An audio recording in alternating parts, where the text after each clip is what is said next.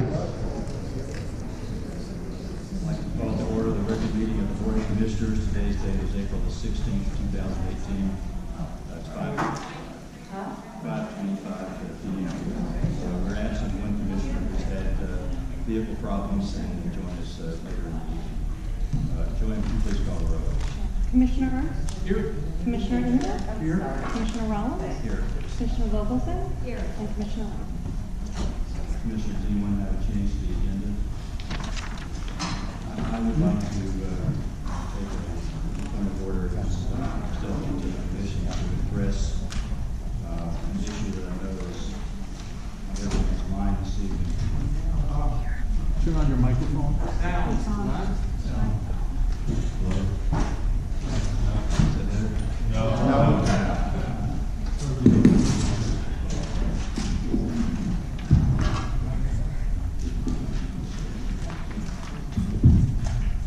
Okay, does that do it?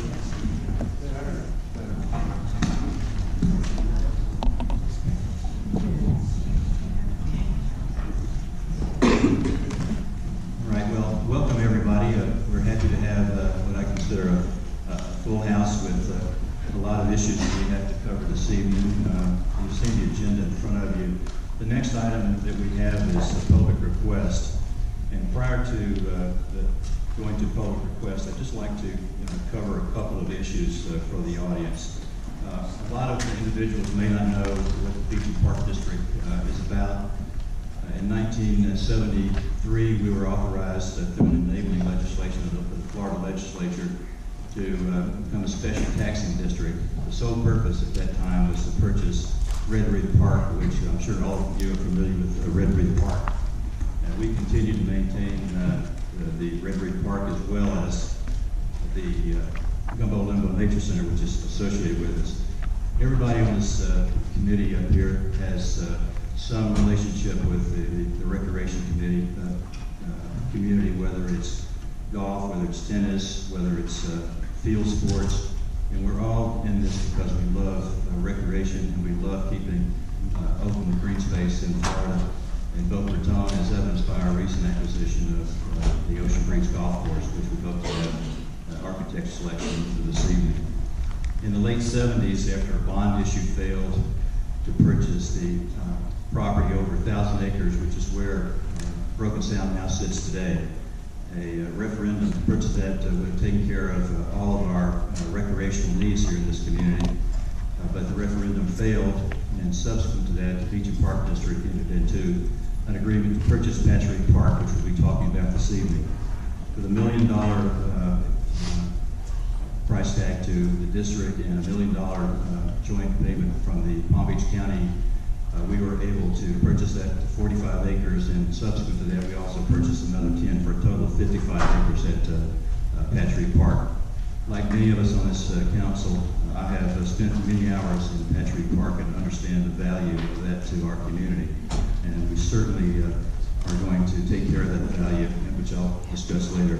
A couple other issues. In 1988, we also purchased the property that we're sitting in now from Romalia, a developer who originally was going to put what is now known as Town Center was going to be in this location.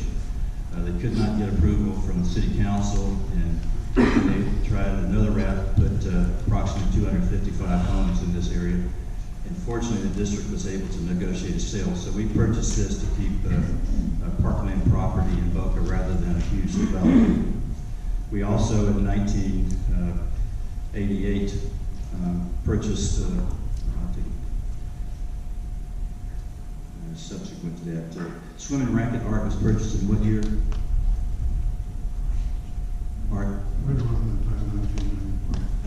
So we purchased the Swimming Racket because the deed restriction on that property was about to expire, and the neighbors via Verde were very anxious to keep that from going into development. So we purchased that, which has 22 clay courts in there, as well as a swimming center, which is currently under renovation at the moment. The final purchase we had, which I consider one of the most valuable, is the purchase of Ocean Strand, which is the 16 acres on the ocean that runs from the ocean to the intercoastal. That was under We had a request from the city council to entertain an offer from a hotel or to put a beach club on that property.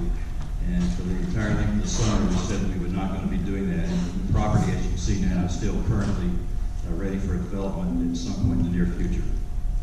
I say that because I want the members here to understand that we're about recreation, we're about open space, and I am adamantly opposed to the proposal that was presented to us by the Nadal Group. It was entirely different than what the original conversation went.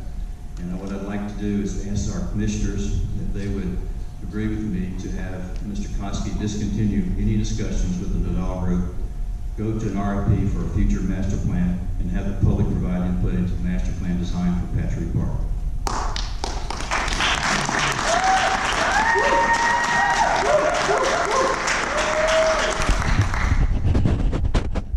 I did speak to Mr. Wright, who's inside I-95 with two shredded tires. She confirmed that she was in 100% support of us moving to an RFP and the redesign of Patrick Park. I would say this, approximately 3 years ago, the district entertained an architect to give us some design plans of Patrick Park. The park itself, the community center is in need of repairs. We would like to consider, one of the options would be to have a combined community center and tennis center in one spot to make them more functional, but that'll be depending upon architects' suggestions and also the input from the community. And I say input from the community. You can ask the Mr. Kate and anyone else associated with the Boca Golf Group, and as well as anyone else that's been to our proceedings. We try to keep these proceedings open to the public. The transactions all transparently discussed, and there's nothing ever done in secrecy with this board. We respect the Florida Sunshine Law, and we guarantee you access to us as commissioners. And we want you to know adamantly that we are in full support of developing Patrick Park into a community similar to what it is today, but with upgrades, I think that you'll be very happy with it. We'll also give you plenty of opportunity for input. At this point on the agenda is an opportunity for public request. If you have something that you wish to say to the commission, just come forward. I have some cards here, people who have indicated they wish to speak, and I'll call your name. If you'll please come to the podium, I'll give you an opportunity to if you would, give your address. I have, give your name and address, please, for the record. Okay.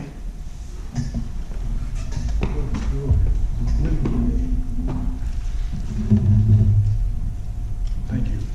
My name is John Van Blois, V-A-N-B-L-O-I-S. I'm from Golden Harbor, and I've been a resident in Boca Raton for going on 30-some years. And if I may introduce Michelle, who has been my partner in trying to voice our position and also get some input. We had a nice meeting recently with the mayor, and she made a suggestion, and I have a package which I passed out. But if I may give you a little bit of perspective of my first date with my wife 23 years ago was at that park in a mixed doubles. Now, I didn't do very well, but so I got a little legacy here, I believe, and now I'm a member of the city courts as well. I play with the geriatrics in the morning from 8 to 9:30. We're always looking for additional tennis players to join us, so if you are prone to play doubles, please come out with us at that time. Michelle, do you want to say a little bit about you? Yeah, I spoke at the last meeting pretty emphatically opposing this project. I feel like this park is like my baby, and I guess I got a little emotional about it and protective about it. And people in the community have reached out to me after that meeting. People have come out of the woodwork supporting this, my opposed to this. Dina from Patrick Park, I found her on Facebook along with a bunch of other people that have, spoke out. I've eventually found other people from surrounding communities, and just together we have tried to come up with a solution that could maybe benefit everybody in the community. Last Friday, John brought me to meet his friend Susan, the mayor, and She had some really good offer, a solution to this conundrum, and I would like John to finish presenting this to the board and the community and see what your thoughts are. Go ahead, John. Michelle, would you give us your address, please? Yes, 4550 Northwest 23rd Terrace, Les Jardins.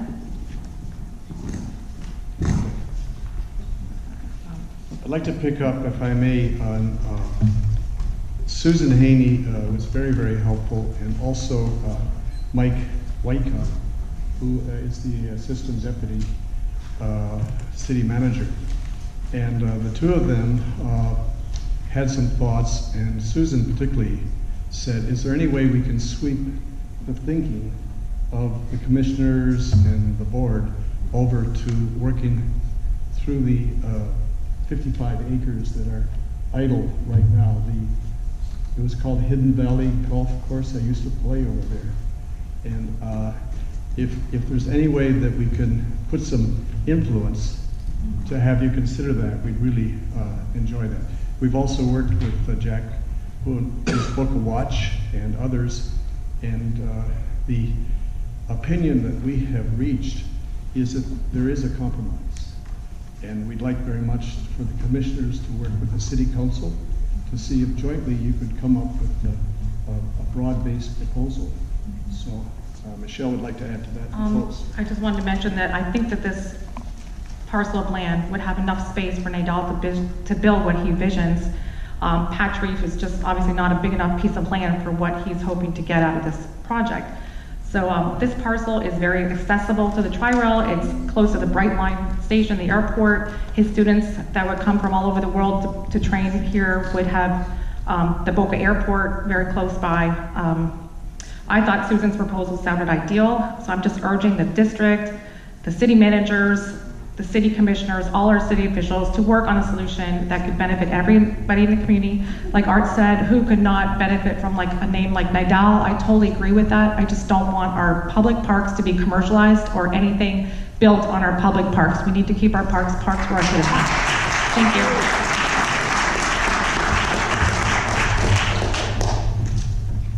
Thank you, commissioners. I just want to reemphasize to those in attendance this evening that we have no further plans to discuss this matter with the developer of doing something in Patch Reef Park. As to the other parcels that you mentioned, I think that's a suggestion that has occurred to us. Also, whether or not that's anything that we can participate in, if it's a financial venture, we have other hills to climb right now. But certainly would encourage the city if they have the financial wherewithal to work with the DAW, that certainly would be a welcome location to be, and we'd certainly support that. My name is Jack McWalter, and I live at 1100 Northeast 2nd Terrace, right behind Meisner Park. I've been here since 1982, Boca Square, and I moved here with people like Dave. Dave over here, raise your hand, Dave. 10,000 IBMers came here. Dave started working on a park. I started working on having this county fund this park 35 years ago. So I'm a little in love with parks. I'm basically with a blog called Boca Watch, and we try to stay on top of save our parks and stuff like that. And I'd like to thank you for Mr. Rollins for addressing this issue, because we've been very, very concerned over 6 to 9 months ago. Which was classified as rumors, were not rumors, that there was a business case, and that it was being kicked around seriously, and we were accused of fake news. Now it turns out it wasn't fake news. There was actually a business case for NATO to take over Patch Reef Park, or lease, or whatever it is. So thank you for addressing this issue, putting it to rest. But our biggest concern, I think I spoke about this in a video, that this whole thing smacked of the wildflower site situation where the city was negotiating with Houston Group to put a restaurant. We had to pull in 30 days at 70 volunteers, raise $100,000 ahead of referendum to save 13 pieces of property on the intercoastal. So hopefully I'm glad that we haven't reached that point. Thank you very much for addressing this, Mr. Rollins. Thank you. It's a little loud. I'm glad we were able to conclude this without a referendum. It would certainly been unnecessary, and a public forum like this, it certainly is good to cover that. And Jack, the only other, the rumor that was fake was the discussion that someone had said that the Patch Reef was for sale. And I don't know where that rumor came from, but it never was entered into the discussion with this commissioners. I think that kind of folded in with that brought to light the discussion where we had been approached by Nadal, but there was no point in us discussing a sale. We have a lease with the county for 95 years, and the last thing that I want to do is I spend too many hours out there with my kids on those fields to do anything commercial with them. So I know you know what I mean.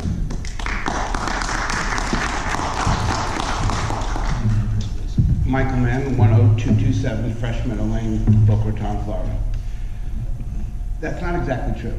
I was at the meeting a couple months ago where you guys said the Patch Reef Park is not for sale, when you knew that we were all there for the concerns of whether or not it's going to be leased to them. It was kind of misrepresentation when you said to us all that it's not going to be sold, when you were clearly, all of you, especially you, Attorney Kostick, under negotiations with Nagal Group at the time, okay? Number two, are you familiar with the lease agreement for Patch Reef? I think 1981. Clause 7, subsection C states, the district, which is you all, covenants and agrees that the use of the leased premises, which is Patch Reef, and parcel B described in Exhibit A, which is Patch Reef Park, shall, which you know what shall means, be for public recreational purposes only. The county may specifically enforce the terms and conditions of this agreement in any court of competent jurisdiction, and the prevailing party shall be entitled to attorney's fees and costs of the action. The lease that you're under doesn't even give you guys the authority to negotiate with them. You have agreed under contract with the word shall that it must specifically be used for public purposes only. So I don't even know how you guys think you have the right to negotiate with anybody else for public-private agreements. I think that would be in violation of this lease agreement, subject to an injunction, subject to attorney's fees. So I would highly recommend that these conversations are clear and concise, okay? Because last time you were all trying to play games with us and we didn't take much favor in that, okay? I regret the terminology that you're using, that we were playing games, because it was clear that the Patch Reef Park was not for sale. The Right. public purpose can be interpreted by, our attorney. I want to argue with you about the clause. Public Basically, purposes let me- only? No, that does not mean any private purposes, in my opinion, and Yes, I'm an sir. attorney. Okay. Okay, I practiced for 25 years. So there's no question that this is a clear lease agreement that does not give you the right to negotiate with the sale or long-term lease of that property.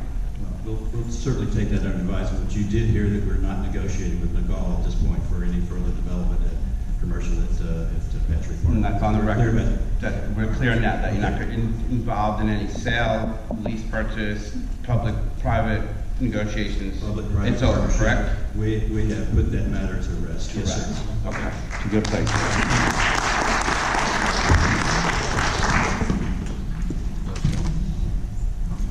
I have a couple of names on cards here. First one, Arthur Bernstein. Yes.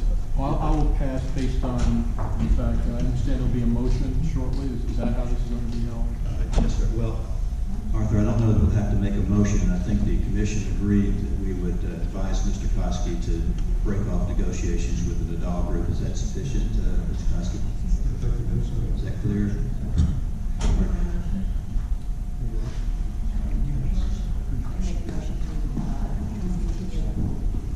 I'll make a motion to discontinue I'd still any like to comment. negotiations with the Nadal Group by the Greater Boca Raton Beach and Park District. And I second. Good. All those in favor? Aye. Aye. Opposed, like sign.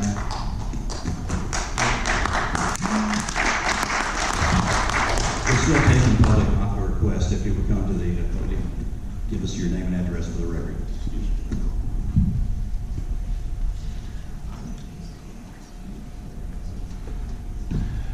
My name is Rob Bertram. I live at 7666 Fairway Trail in Hidden Valley.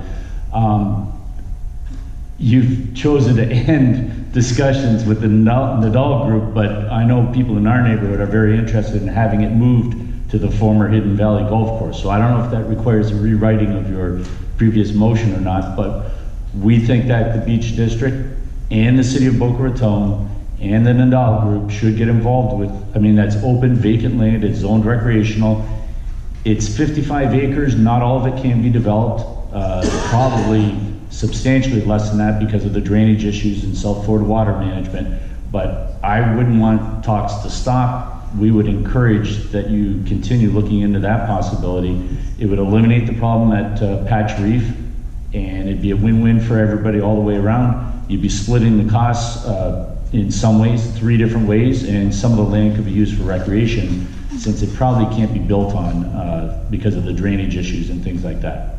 So, as I say, I don't know about the previous motion. I'd like you to make a motion of some sort to continue discussions, but looking at it from that perspective, splitting the costs 3 ways and perhaps building something that the people of Boca Raton can be as proud of as they're going to be of the Ocean Breeze Golf Course and all the parks we have. Thank you.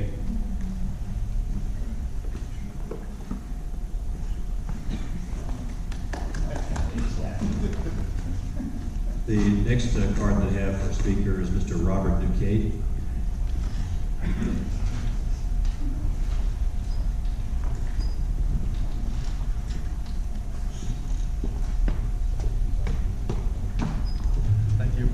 Thank you, Robert Duquette, 5351 Northwest 3rd Terrace. I'm speaking today as a leader with the Save Boca Raton, Save Golf in Boca Raton group with Harold Chaffee, who him and his wife have been so eager in helping with that process. And as a matter of fact, to keep things transparent, our group did send out information to each one of the presenters. And if you'll take one of those and pass it along, I just want to review briefly so that it is transparent. Again, the Beach and Park District has been very transparent with the Ocean Breeze process, and we want to make sure that the perspective from the residents and the golfers are both taken into consideration when they look at golf course architects. As I point out here, let me go through some of the highlights. Preservation of the residential character of the immediate area. One of the things that some people may not be aware of is that the proposed development on the Hidden Valley property was declined by the City Planning and Zoning Department in part because of the traffic issues in this area on Northwest 2nd Avenue. And so anything that would result in widening that roadway would certainly not be welcome for the preservation of the character of the residents in that community. I also talk about here the course layout, 27 championship holes versus 18 championship holes. The traffic impairment of people walking back and forth across 2nd Avenue from the driving range. Maybe there needs to be a bridge built or something, because I know that the warm-up, when I go to play golf, usually people arrive at different times, so you got people constantly going back and forth across 2nd Avenue. That would certainly be a traffic problem. Driving range location, again, one of the things that we pointed out in our communications here, and I just confirmed it actually with one of my neighbors, is that possibly acquiring the land at the end of the driving range, which is currently for sale for $525,000. So it's not something that you have to worry about eminent domain. They're actively looking to sell that property at the end of the current driving range. We talked about a learning academy. I'm not sure if that's actually a profitable venture, but if it is, it might be a matter of having simulators and things like that. Course contouring, certainly I'm, as a golfer, certainly encouraged to see course contouring to be a little bit different than what it is now. Maybe a similar layout, but the lakes are widened. I know some of the architects talked about increasing the lake size, using that land for course contouring. Environmental considerations, all I have to say is wow. Shannon Easter, if you didn't see the last meeting or if you haven't seen it online, he knows all about this golf course. If there's going to be an RFP, hopefully we can talk to Shannon about who might be interested, that he knows, because he'd answered 90% of our questions, I think, that we had about that golf course. He knows golf very well. He's the course superintendent, or the course operations manager at Broken Sound. We all went to the golf course tournament, and it's been very well received. So again, if you're going to have an RFP, hopefully talk to Shannon Easter. I'm sure that he will be able to help us out. But again, thank you for your help. Keep Golfing in Boca. We communicate with about 1,500, 1,600 people on a monthly basis to update them on these meetings, and I would certainly encourage anyone that has any questions about the golf course, let us know, because we try to facilitate communications with the Beach and Park District to everybody, so that everybody's aware of what's going on and there's no complaints once the construction starts. Okay, thank you. Robert, thank you, and Mr. DeCate, or Mr. Chaffee, for your persistence with this project and for your presence in helping us develop this plan. And we're in the home stretch now, so hopefully in 18 months to 2 years, we'll be out there teeing it off on the Boca National Golf Course. The next speaker I have a card for is Brian Stenberg.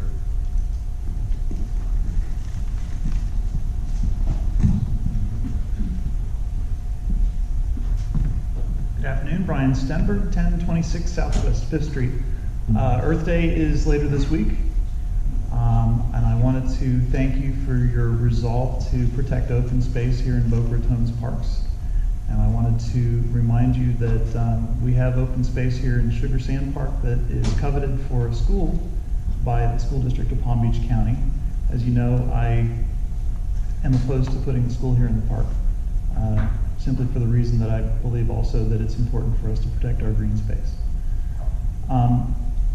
I wanted to thank you for your responses to my emails and the acknowledgement that there is interest in trying to bring this to a conclusion so that we understand which way things will go with the school. I also want to let you know that I've spoken with Frank Barbieri about the subject. He's also interested in trying to bring it to a conclusion so that, again, we can move on and figure out the next steps for the school. So again, thank you for protecting our green space and our open space in our parks, and happy Earth Day next week.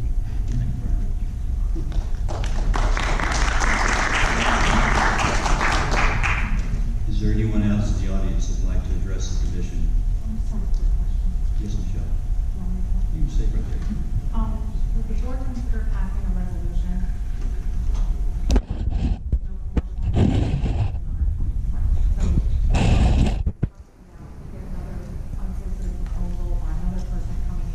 Wanting to build on our parks.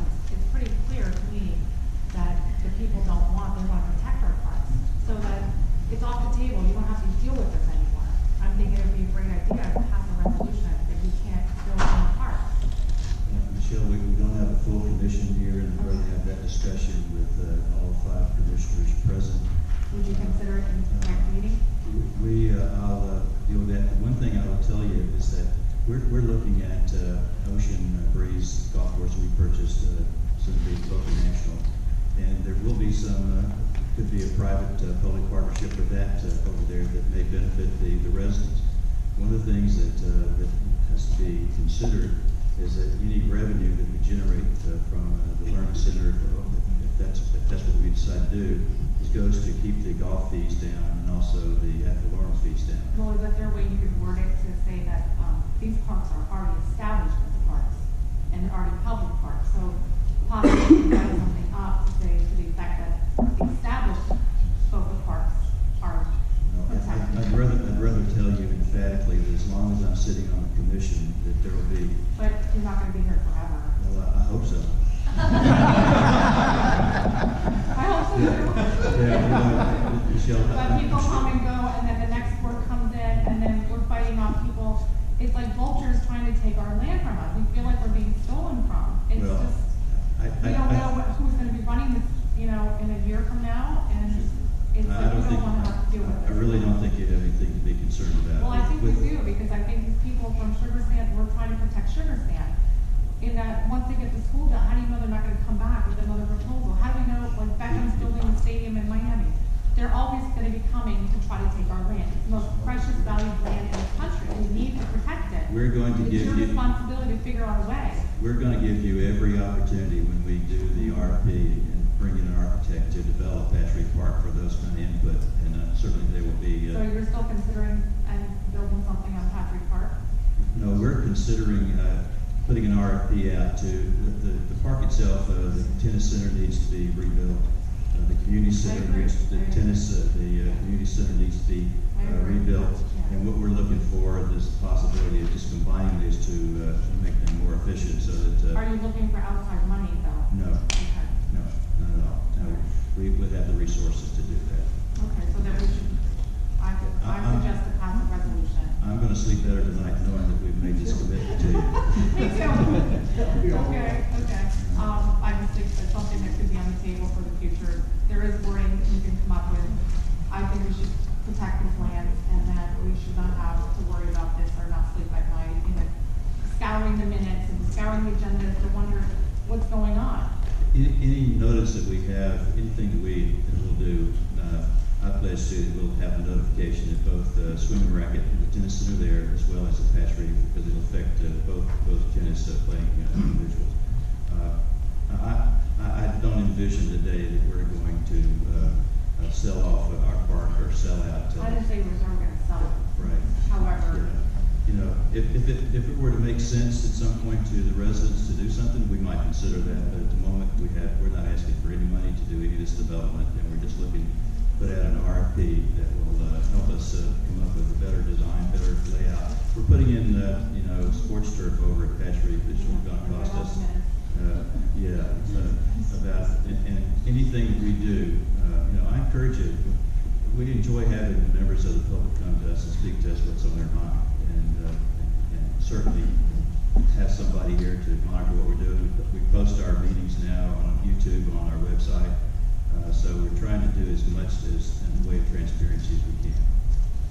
Yes, John. Quick question: is there any way that we could encourage you to join with the city council if you are into a situation like we had up until today? So the city council is also involved because, of course, we talked to the mayor, we talked to the deputy city manager, and we found that they would like to see more coordination between the organization and the city council. John, to that point, we did have conversations with the mayor very early in the discussion, and she was in agreement with what we were looking to talk to her about. But that was so preliminary that we had no idea of what we were going to get back from the office, and we were all just totally vehemently opposed to what we saw. That was not what we had considered in our initial discussion. And there has been no subsequent discussions to that first meeting other than the phone call, but there's been no other meetings with their representatives. And as far as the city, we do try to keep them involved with things, but we're an independent taxing district, and we're certainly happy to participate in the city's wealth anytime that they would like to help us in the development. We purchased Ocean Breeze with the funding through the city. We borrowed $19 million from the city to make that purchase. So I think that we recognize their partners. They maintain our parks for us, and I think that with the new council people, we have some work to do as far as getting acquainted with the newest council member. But with Andrew O'Rourke, we found someone there that supports the same green space ideas that we do, and so we're in concert with her, and certainly we'll do more to work with the council in the future. Thank you.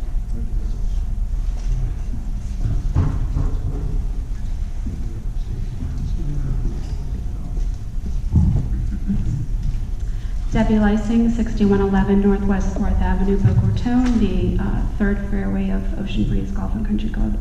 I just want to commend the council on their transparency with the purchase of Ocean Breeze because it's so important to our community. And I also want to reiterate what Bob said about keeping golf in Boca, keeping our green space, and thanking him and Harold and our entire community for bringing this to the forefront and keeping golf in Boca Raton. I think it's also very important that we try to somehow work with the city to keep the golf employees that are there now, that are currently employed by the municipal course out west that's going to be sold to GL, I believe it's GL Homes. Those people have worked there a long time. They're very good at their business, and I would encourage you to look to them to try somehow to transfer over or help with the golf course operations. Some of them have some good tenure there, and I would hate for them to lose their position in the golf course. So I would look to you to try to engage them with the new Ocean Breeze Boca National Golf Club. Also would like to see community members such as Bob and Harold or myself or other residents in the immediate area of the golf course to be on some kind of community advisory board with the architect, other than just the committees, the open discussions that we have here. I think it's really important for us, over 1,500 residents that live on the golf course, to be actively enrolled in the participation with how it's designed and the things that are going to be there that affect us immediately. So I would appreciate the consideration with that, the architect and the builders and everybody going forward. But again, thank you so much from the bottom of my heart, because it does help increase our property values. I'm a realtor and I'm against the development. The traffic is brutal, but with a golf there, I think the timing and everything is going to be fine. So thank you. I commend you for that. Thank you so much.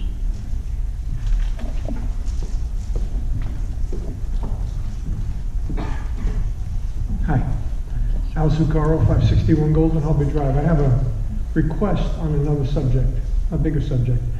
Last year during the election process, there was a lot of talk about the master interlocal agreement between the district and the city. At some point in the not too distant future, could you folks bring that forward again and let us know where that is? Because as far as I know, that's still an unresolved issue, and there's still negotiations going on, and there's still suggestion that there is not a meeting of the minds between the two bodies.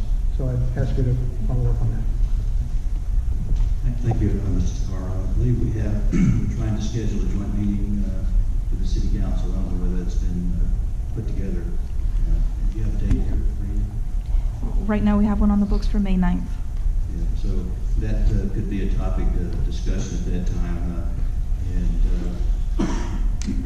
I'll save my comments regarding the master local agreement for that time. Thank you.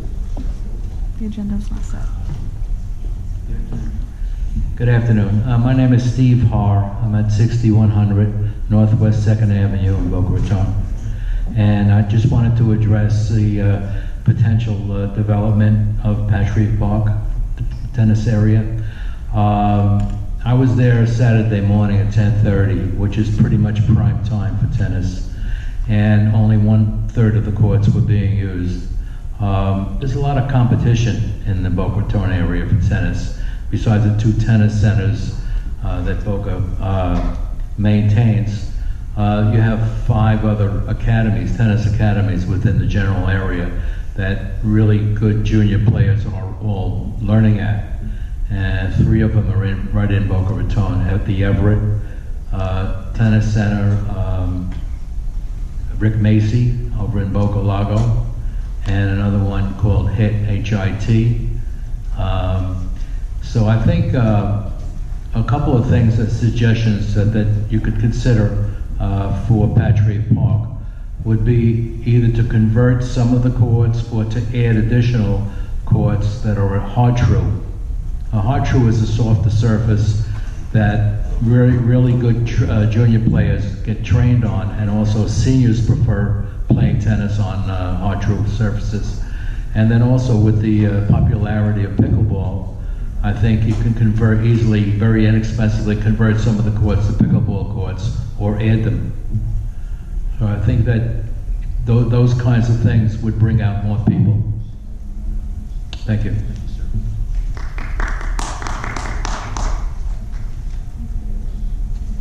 Is there anyone else in the audience who would like to come forward and address the commission?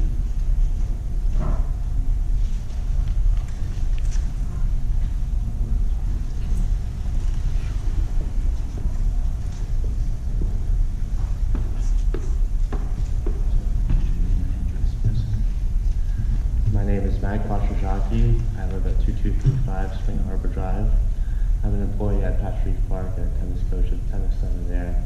One question I have is, if you do plan on doing any construction, when it would potentially begin? Or would the tennis club be closed for any period of time? can't answer that question explicitly, but if closure means you're not able to work, that would not happen. We would usually, like we could put a construction trailer out there that could be turned into a temporary office, but we wouldn't close the tennis courts completely down.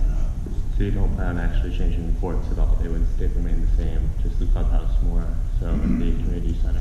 I would have to say that, in our last master plan that we looked at, we did not change the configuration of the courts. If the architect that we hired suggested a change in any fashion, we would consider that. But as I said previously, with an RFP and hiring an architect, we would be looking to the tennis community for input, and would certainly not do anything that would take away from the court time. I like the idea of possibly having a couple of archery courts, but we have 22 of those over at the other swim and racket club. We just have to see what the architect said and what the tennis community wants and what their needs are. Thank you very much, sir. I appreciate that.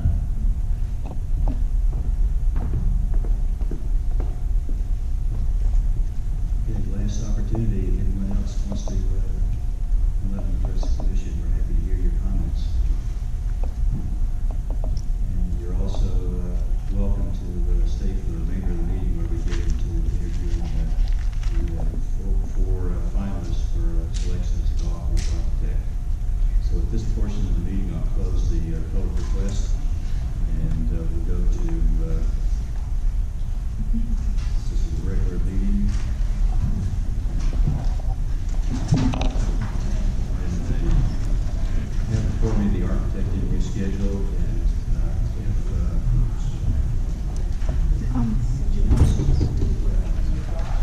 There's no minutes. all right, done this once again. In our packet are the minutes of our previous board meeting, the meeting dated March the 28th. Do I hear a motion? Any further discussion? All those in favor say aye. Aye. Opposed, like sign, passed unanimously. Here we go, regular business, final interviews with our shortlisted architects. The first architect, pleased to welcome the firm of Mr. Andy Staples. Mr. Staples, you have the floor, sir. Thank you for your patience.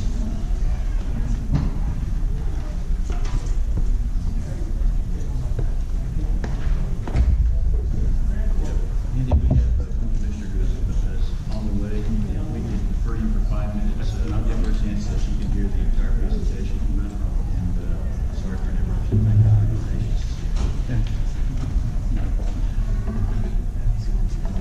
So, commissioners, with that said, in your packet is Swimming Racket Center asbestos study. And there was an invoice in there, an estimate to have the mitigation study done. Any questions? Yes, go ahead. Mike, is this from previous asbestos in the facility, or is this something that the county and the state require ongoing for new construction? This is a quote to do an asbestos study. So in order to demolish the buildings, we need to get a study done to determine whether there is any present, and if there is, then that will determine how we proceed with the removal.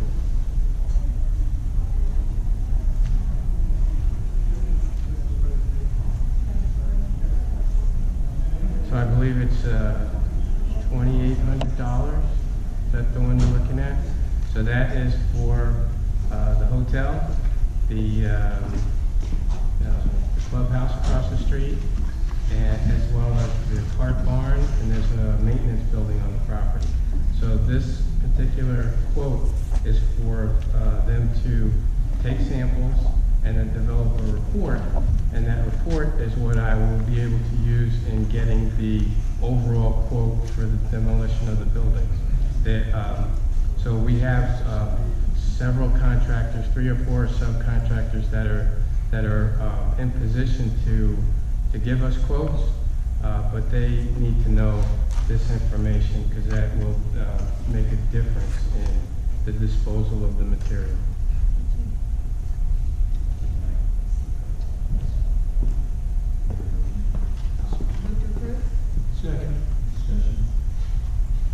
favor say aye. Aye. Opposed, like sign. Passed unanimously. Mr. Staples, if you'll just give us a few more minutes, I'm not going anywhere, don't worry about it. hopefully, Ms. Wright will be here shortly. We can do the invoices. Okay. The invoices? Yeah. All right, Mr. Treasurer? Mr. Chairman, I'd like to make a recommendation for approval of the invoices. In your agenda, there is quotes on the invoices there. I'd like to withdraw one only so that I could have an opportunity to talk to Mr. Kosky, just to make sure we have a RFP if we need it in place or a contract. And that is, there's an extension for the Lujan Associates, and so just defer that to the next meeting. So for the total of these invoices, withdrawing the one for $2,582.50, I would like to make a motion for approval for $846,036.28.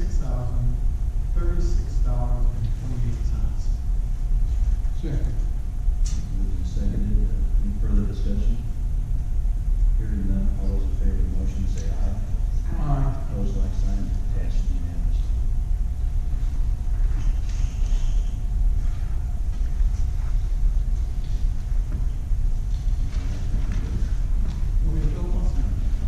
I can get up and do my comments.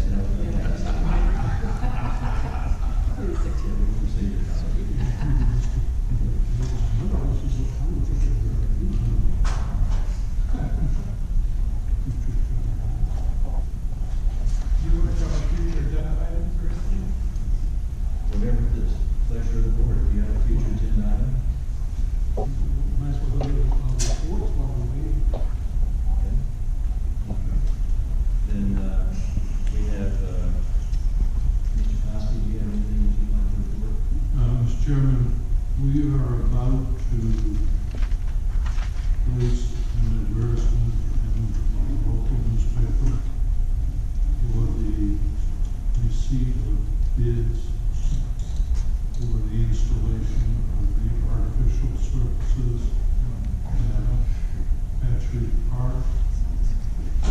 And what I would like is direction from the board to either do that or defer it, because I do not want to see the commencement of construction or the construction period interfere with any of the schedules of the organized athletic leagues for this period of time.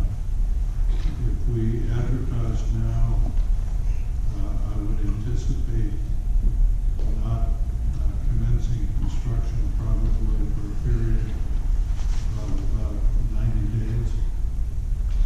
So that is going to bring our construction time into the August, September, October, November timeframe.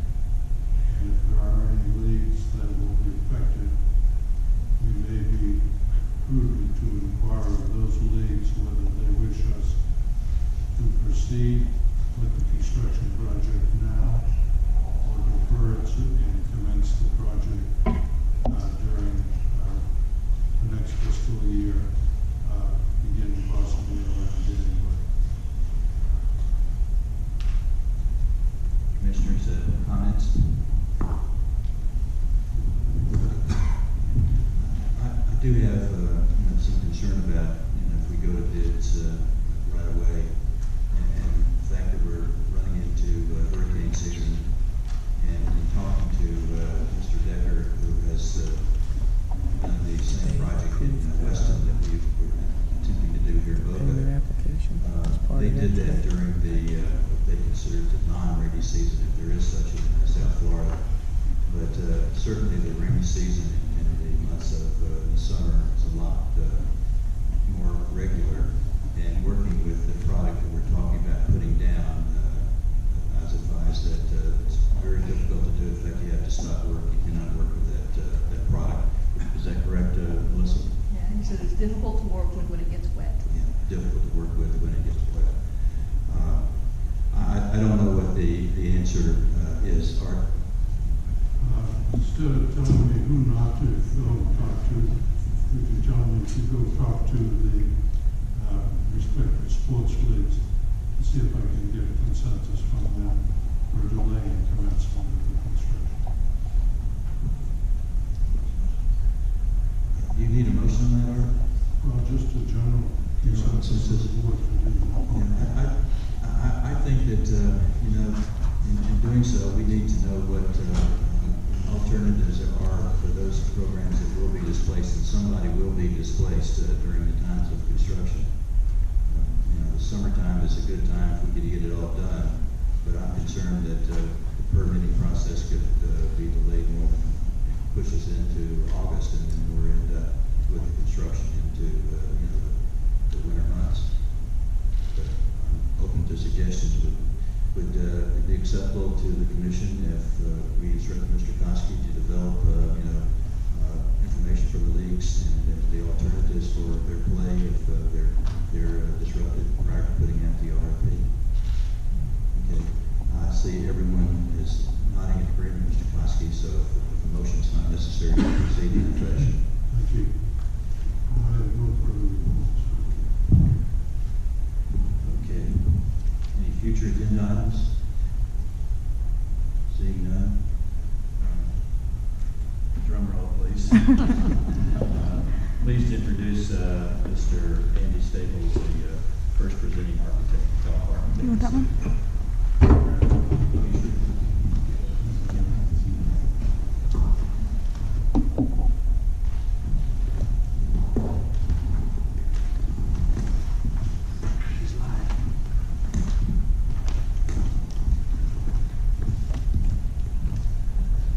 Well, okay.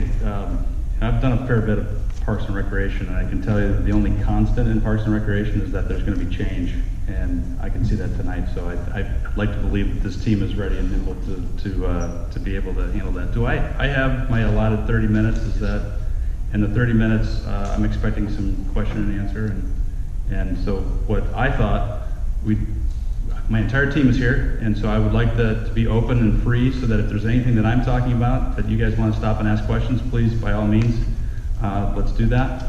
But thank you. I have to begin. Thank you to the community. Who here in the crowd was here for my interview? Anyone? All right. Okay, everyone's here. All right. Well, I need some new crowd. Come on, golfers. You got to bring some more guys out here and gals, kids, families. But thank you. So I've got. You'll notice some pictures on the wall and or on the tripods over there. Those are examples of projects, and I spent a lot of time talking about experience. If you look through my proposal, we talked a lot about experience. I'm not here to talk about experience anymore. I want to talk about Boca and Ocean Breeze Golf Course. So I am here to speak specifically about the golf course, and you guys gave me a number of questions. I don't know that I'm necessarily going to be able to answer all of them, but I want to make sure that I do my best to cover as many of them as possible. So I'm sure you're all asking, why me? Or why Staples, right? You had 17 firms. I'm now down to 4. And I can tell you the one thing that I did from the very beginning is I ran on community. The one differentiator, I told you I wasn't a celebrity. I told you I had done golf courses for 25 years, but I'm running on community, and I can promise you that has not been wavering. My concept around community links continues to shine, and this is only successful for the Parks District if it's a reflection on community. So why me?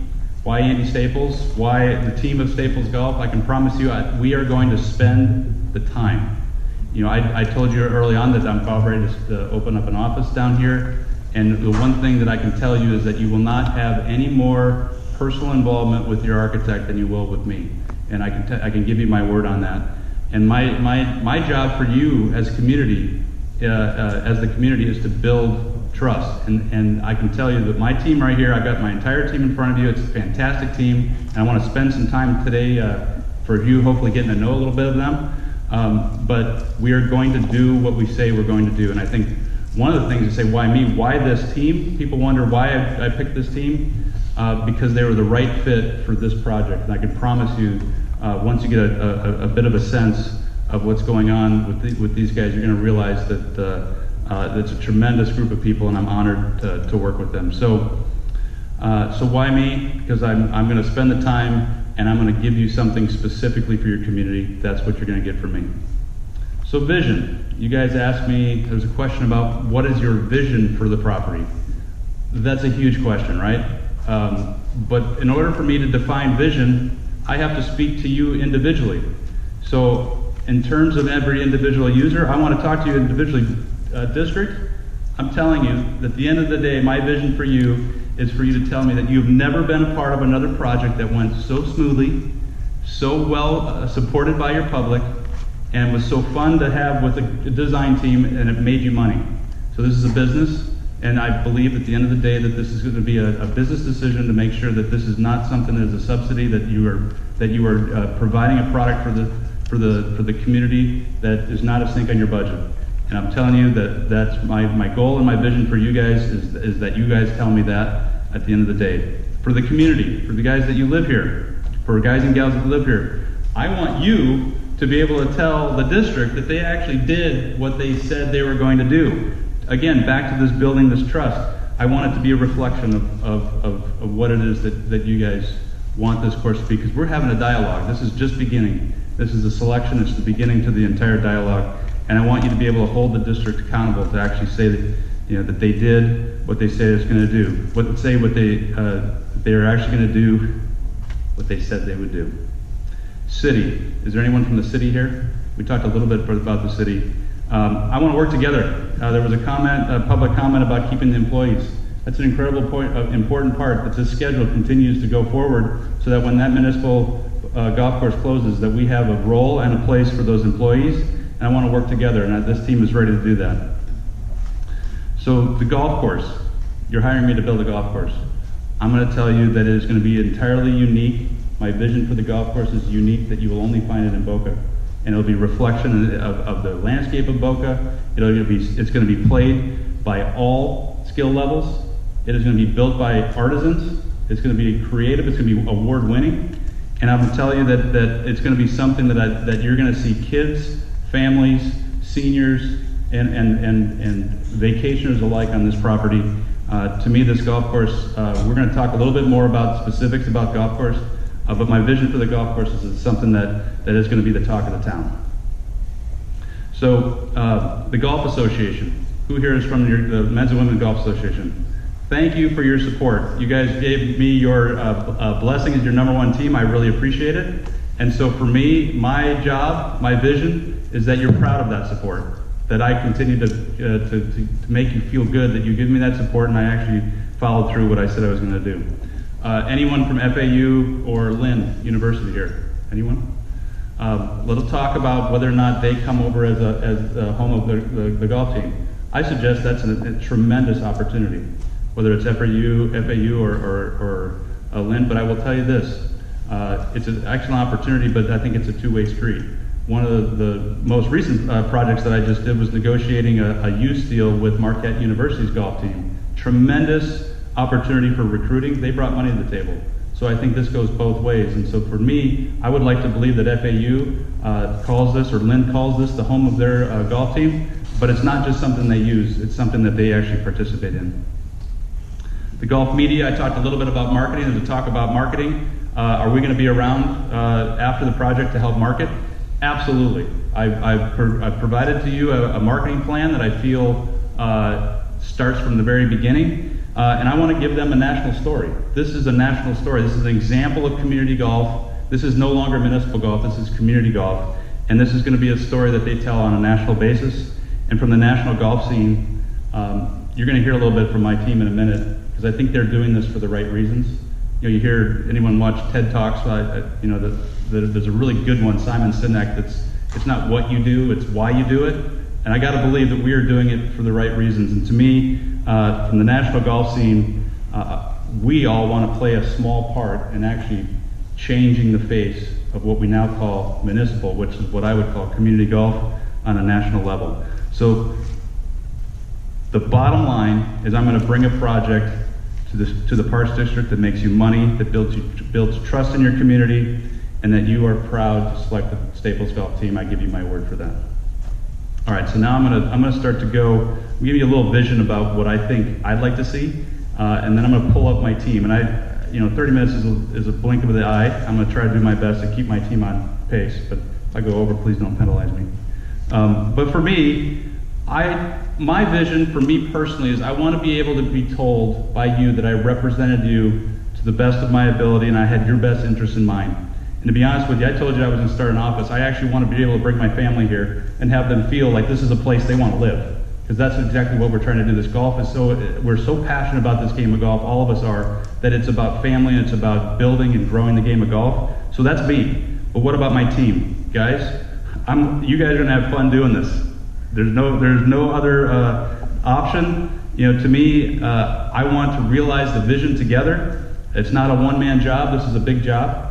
But I'm the point man. But these guys, I'm going to utilize all of their skills. And to me, I want them proud that they actually were part of the Staples golf team and that they left the game in a better position. So I'm about ready to bring up, have them stand up in a couple minutes, but any questions so far? Should I just stop right now? Do I have you right now? Okay, good. All right.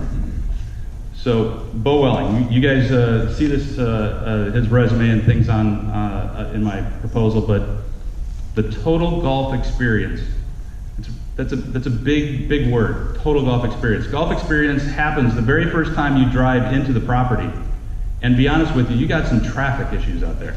You've got some arrival issues out there. And to me, the golf experience happens the day that the minute you arrive, and it should be reflected all the way through the property. We want to talk about how that plan, the land plan, and how the entire golf course fits together cohesively, comfortably.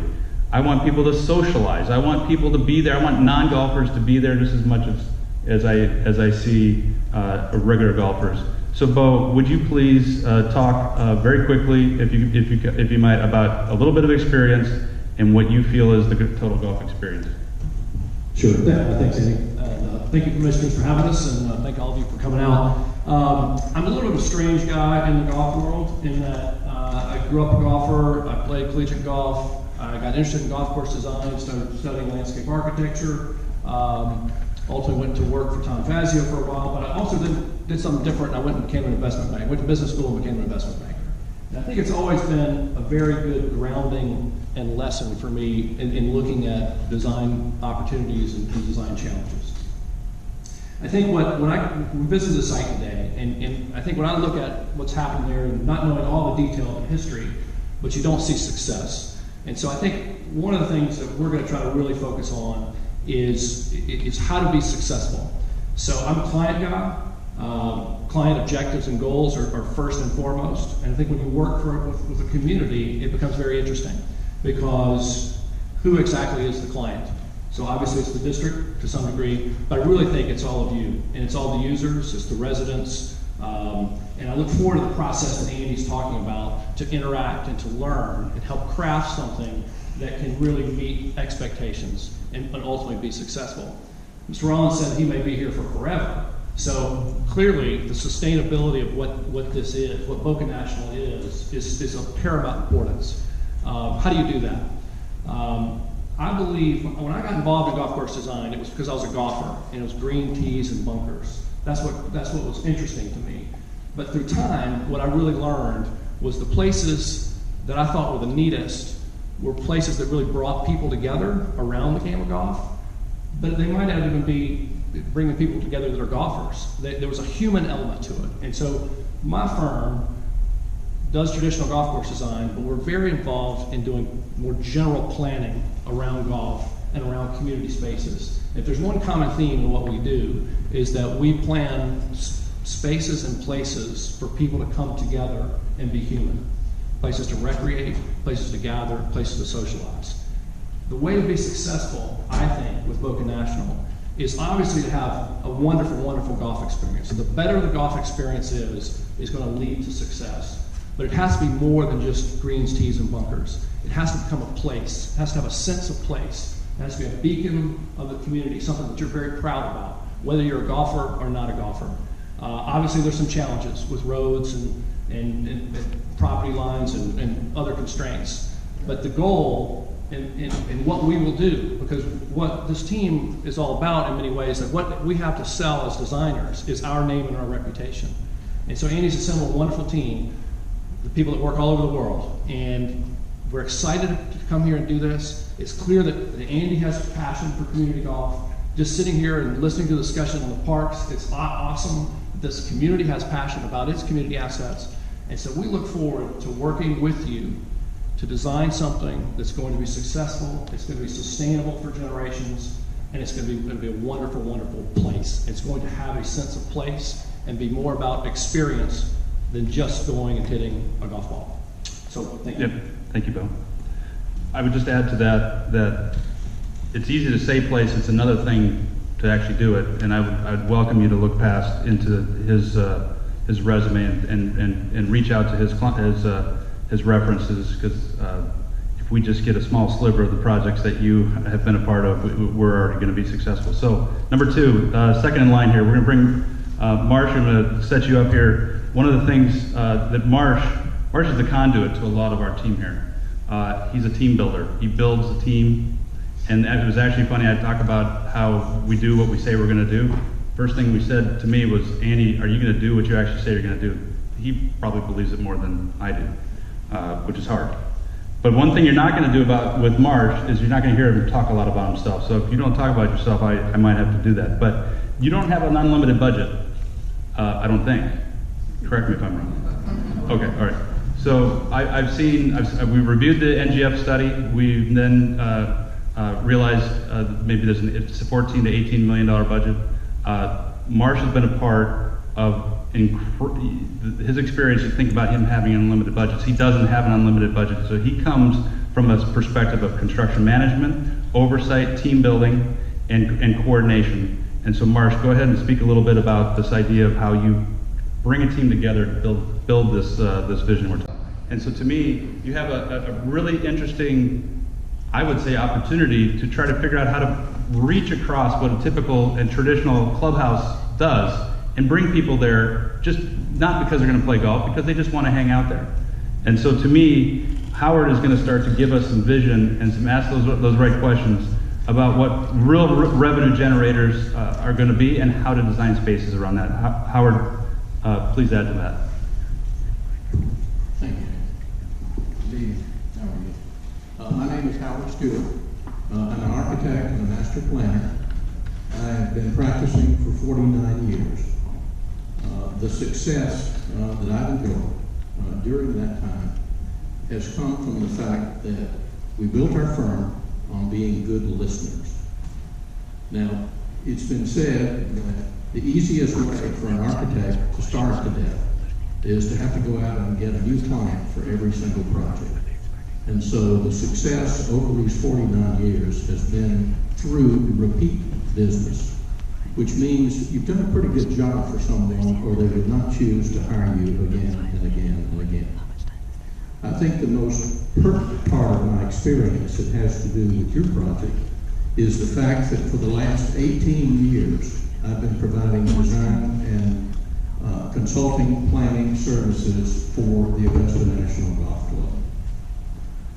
That's a pretty tough client to serve, and I've been told that no one has ever lasted that long in that arena, and I've also been told that it's because I listen and then deliver on whatever we've been asked to do. As a result of that work, 6 years ago, I began working for the PGA Tour in Ponte Vedra on the Sawgrass Championship course. And that work has been at the other end of the spectrum, as far as that is a public course. And it is being repositioned now, both with the course and with the tournament. So that's the kind of experience that I'm here to offer to you. To listen to what it is that the community wants, what you want, what is necessary for this project to become a physical and a financial success. Now that, in part, in our experience, has to do with complementary uses. The fact that whatever goes onto the site markets itself and markets the rest of the facility to someone else. A large part of my own practice has been for hotels and resorts. And for instance, the first thing that the Ritz-Carlton does when they move into a community is to build the best wedding facility in the community. That is a business generator that then sells itself to other people. For instance, people come from within the city, out of the city, across the state, and even out of the country to attend a wedding. They didn't know the hotel was there to begin with, but once they got to the wedding, they know it's there. They find out it's got a golf course. Then that builds on itself. People who never would have seen the advertising are there for a different reason. So you have the opportunity here to end up with complementary sources. You've got a golf course. It has advertising of its own. You have plans for a golf clubhouse, which can also offer the kind of community services that you might make use of. Weddings, business meetings, golf outings, anything that will get someone into the clubhouse. Once you do that, you begin to sell the restaurant services in the clubhouse. Or somebody hears about the restaurant, they want to come eat there, they find out, oh, there's a golf course here. The same can be said for the youth programs that you bring in, or the college program that Andy was talking about. Not only can they contribute, but people tend to think of where they began golf as their home. And so they will then come back. And so you start to build young people who will return again and again. Then you've got the golf course itself that can appeal to so many different levels of play that you get people who are repeat customers. And you build your own repeat business by having someone who wants to come back and play the course next week and the week after that. They didn't have to spend 8 hours out there getting around the course. They can play in half a day, or they can play part of the course, and they keep on coming back. And so you end up with a subscription model for continuing revenue. They eat in the restaurant, they bring their friends, they book their weddings, they book their business meetings, they bring in out-of-town groups. All of these build on the business of the hotel, and or not of the hotel, but the golf club and the golf course itself. So that's a key to taking this idea of what is it that you want to do, getting these elements onto the site, creating a place that is unique to itself and holds together as one development. You always know where you are. The experience moving through it is always the same. It's different from what anybody else has, and it markets itself. Yeah. Thank you, Howard. So this is the time I wanted to speak to the Ocotillo residents and the people that are surrounding the golf course, because a lot of the work that is going to go into the work that Howard and the architecture and this discussion of the program, our job is to increase your property values. 5 more minutes left? 5. Or 5 left, right? Okay. So we want your property values to increase, and yes, we want a steering committee to have residents as part of this solution. So finally, Dan, you're gonna have to give these guys a little bit of time to ask questions, but revenue-based design. This is something that Dan thinks very highly and talks a lot about, is the design must increase participation of not only existing customers, but new customers. The design must attract these new customers and make them stay, and it should have operational efficiencies. And so at the end of the day, these all have value in terms of business. And Dan, I'd like you to speak a little bit about the business background of what you bring to the project. I'm Dan Conley. I'm the president of THK Associates. We're a golf course consulting firm based in Denver. We've consulted on more than 650 golf course projects across the country and in a couple of foreign countries. My job on this assignment will be to rein in probably on the architect and the clubhouse architect to make sure that they're on budget. We have a very complete study that was done by the National Golf Foundation that projected rounds and gave us quite a bit of guidance as to what this golf course should include. I've reviewed that very closely, and there are a couple of things that I would react to. I think the National Golf Foundation has been pretty conservative in terms of how they have profiled the market here. I think their fee for each golf round. They have a weighted average green fee of about $35.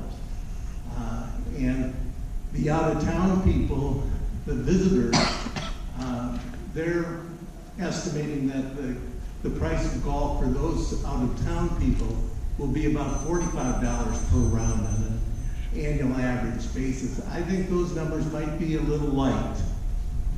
You know, in an environment like we talk about here in Boca, what we like to see is out-of-town guests heavily subsidizing golf for the local people.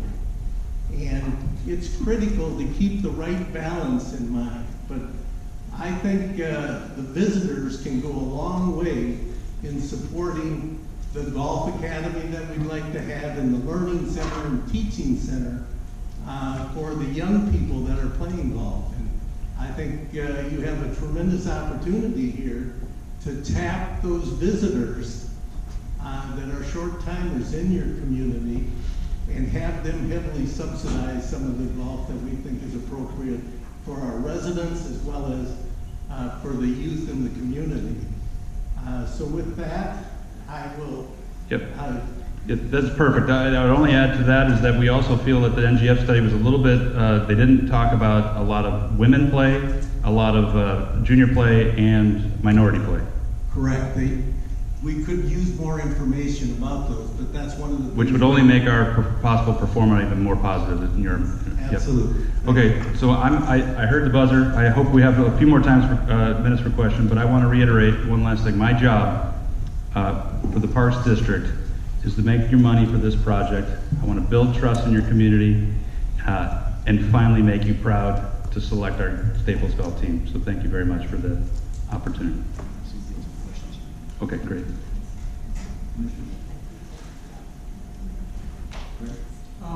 Andy, just a quick question on the assembly of the team. Yep. If we were to select you, do you negotiate on behalf of them as a fixed fee for the whole team, or is it kind of like, well, Howard takes a little longer, we pay that. If, someone else takes a little longer, we just get billed back. I want a fixed price to have the whole thing done and know that it's done. Everybody wants a fixed price. So here, the three things about development is quick, cheap, and good. Pick two of them. You can't have all three of them, right? So the end of the day is what I want to be is I want to be flexible, and I want to fall within state guidelines for certain percentages of construction. But to be honest with you, we don't have the framework of what it is we'd even price at this point. So one of my approaches would be to go down the path of a 27-hole golf course, right in line with what the NGF study had suggested, as called that Plan A, because I think that's a pretty straightforward, and according to Dan, it's one of the most profitable options. However, I tell you that there's some restrictions there. You have a short driving range, and you only have 212 acres. So when you do the math, you actually don't have a lot of ground. So Plan B would be an option to do maybe a short course, par 3 course, relocate the range. And so we can give you a fixed price on design, and we can give you a fixed price to get you into an approval process. But once we know what the approval process and implementation and plans, that would be based on what the final plan would look like. So, but at the end of the day, generally speaking, I give a fixed price, and once you sign this on, it's not to exceed unless the scope dramatically changes.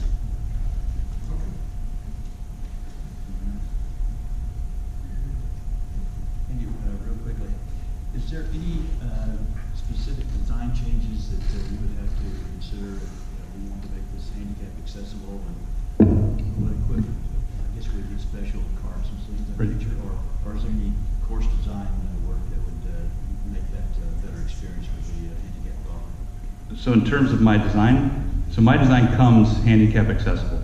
So that's one of the things Rockwind Community Links is already, there's very basic and specific criteria to make it accessible, and it's part of my guidelines. I'd also add that part of the process that goes through the site or the design assessment is also a pace of play and a slope rating analysis. So all of that is included in my design process. So in my mind, you won't have to do anything extra. Really, it comes down to eliminating barriers through curbs and allowing at least one access to every green and every tee. Okay.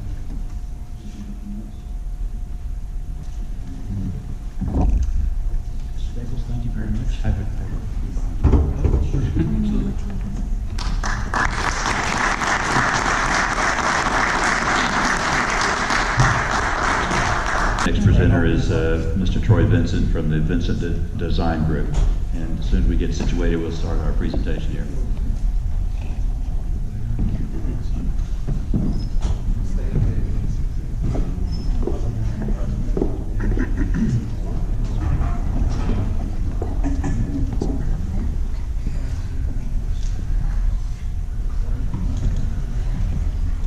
Hello everybody, my name is Troy Vincent. I'm president of Vincent Design, located out of Augusta, Georgia, and we're a golf course architecture firm. I appreciate your attendance tonight. I think it's very important to listen to the people that live in the area, as well as what could become of your golf course. So I'd like to take a brief moment just to reintroduce my team. Again, we have on my right Jennifer Morton of J. Morton Planning and Landscape Architecture, Ryan Wheeler of Caulfield Wheeler. Brian Idle could not be here, so John is here on his behalf from Peacock and Wood, and Jim Ruel from GPS Golf As-Built Design for the irrigation needs. So I know there's questions that are going to be asked. I would just like to go through very quickly some of the things that we went through for those that weren't at our first presentation, and I'll keep it very brief. So, my background. I have been a golf course architect for over 25 years. I am a member of the American Society of Golf Course Architects. We've completed projects in the United States, Europe, Caribbean, Morocco, Asia, and South America, both private, resort, and public golf courses. I spent 15 years as a design associate for Nicholas Design, and I've also worked on some projects with Tony Jacklin of Jacklin Design. I think it's very important what's made you the architect that you are, or that I am today, is the projects that we've been involved with. And it's a number of sites, whether it be a mountain site, whether it be in the valley, and how you treat it with the environment, introducing native grasses to the areas. You have projects that are large earth-moving projects dealing with rocks, different variety of soils. Flat rolling terrain site. You have clients that want a specific look. This particular client wanted a look of Augusta, wanted high flash sanding bunkers. And again, when they ask for that, we also go through the process of telling them these are the pros and these are the cons in regards to maintenance, cost, etc. We've dealt with a variety of other golf courses, and again, everyone is different. We have no set design. We treat every project as it's new, try to have an open mind with every single project that we do. So initially for Boca National, we felt it very important, after we walked the site, what would be best for the golf course. And as you know, with the RFP, it was kind of open-ended. There weren't any specifics. In regards to, initially it was 27 holes, and then you could do 18, etc. We felt like walking the site, and from how we understood the RFP, it would be best to go with 18 holes, either a 9-hole par 3 or executive course, and then a new practice facility that's state-of-the-art, that's adequate. Currently the practice facility is about 7 acres, which is quite small. So we did an initial plan, and some of the things I think that are important that we would like to point out, we did change some of the routing, alternate some of the routing, but the routing overall is not that bad. The slice side is away from the housing in most instances. I think the key component here is the expansion of lakes, because there is a large amount of rainfall that happens, particularly in Boca Raton, of all places.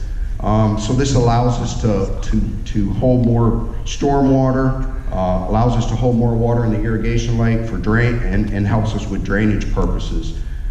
I think the key for us was creating a hardline golf course, and when I say hardline, you have a definitive end to where the turf in either a native area starts. So you're reducing the amount of turf, and when you reduce the amount of turf on a golf course, you are saving money with maintenance, with equipment, with fertilizers, with water. Now, don't confuse that with me saying we're going to shrink your golf course down and you're not going to have enough room to play. That's not the case. in most instances, that means that we're actually shrinking a lot of the rough areas down, okay? So likewise, there's a lot of good vegetation on site, and there's some bad, there's some invasive plants that are on site that we would want to get rid of.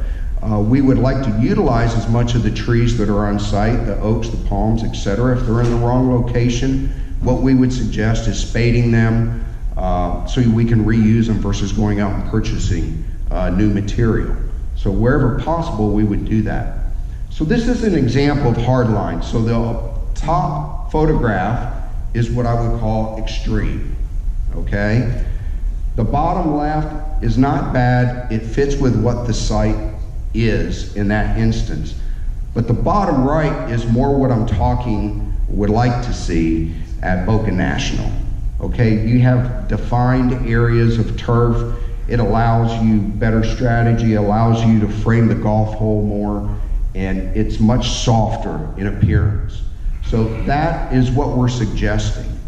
Now, by no means does this mean that you're limited to only what I'm talking about. At the end of the day, whoever selected has to sit down with you, the public, through a series of town hall meetings. We would want and welcome your thoughts and implement those in the design process. And so there would be a series of meetings. Likewise, we have to be cognizant of who the client is, who the person is paying the bill. So we would hope that it would be very open-ended and everybody would be clear on what the goals are. At this point, again, there's a couple questions. We would introduce native landscaping to the area. Again, that helps soften it. I think the environment is very important and we have to include that in the design. We would make the golf course handicap accessible so it could be played by everybody. And I think everybody needs to realize that when I say handicap accessible, it doesn't mean just a person that might be limited to a wheelchair, but as we all get older, we have some sort of handicap ourselves, and we have to be cognizant of that. And so there's very easy things that we can do incorporated into the design, such as a flat teeing area, a continuous path. It doesn't have to be a hard paved surface. It could be coquina that's crushed. Could be a lot of different varieties of natural sand that we actually use in South Florida all the time. So there's other ways that we can do this, but it has to be continuous. Multiple entry and exit points for bunkers and greens. Something that's accessible in a wheelchair situation. Again, this is just an idea. This is a golf course I recently completed in Panama. It's past Palam. All the areas surround that you see the taller is native grass, which actually turns a golden color.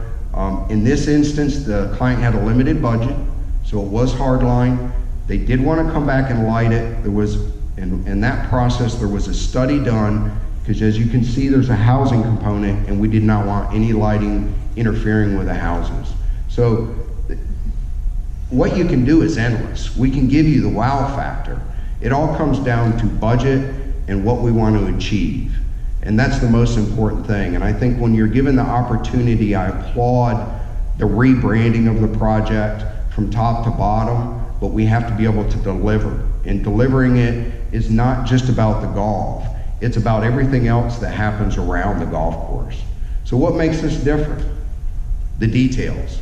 By whatever means necessary, whether you're sketching, presenting plans for the community to see, presenting plans with ideas, going into detail on your design, providing construction detail. We're very detail oriented, and if we were selected for this project, we would have permanent presence on site every day.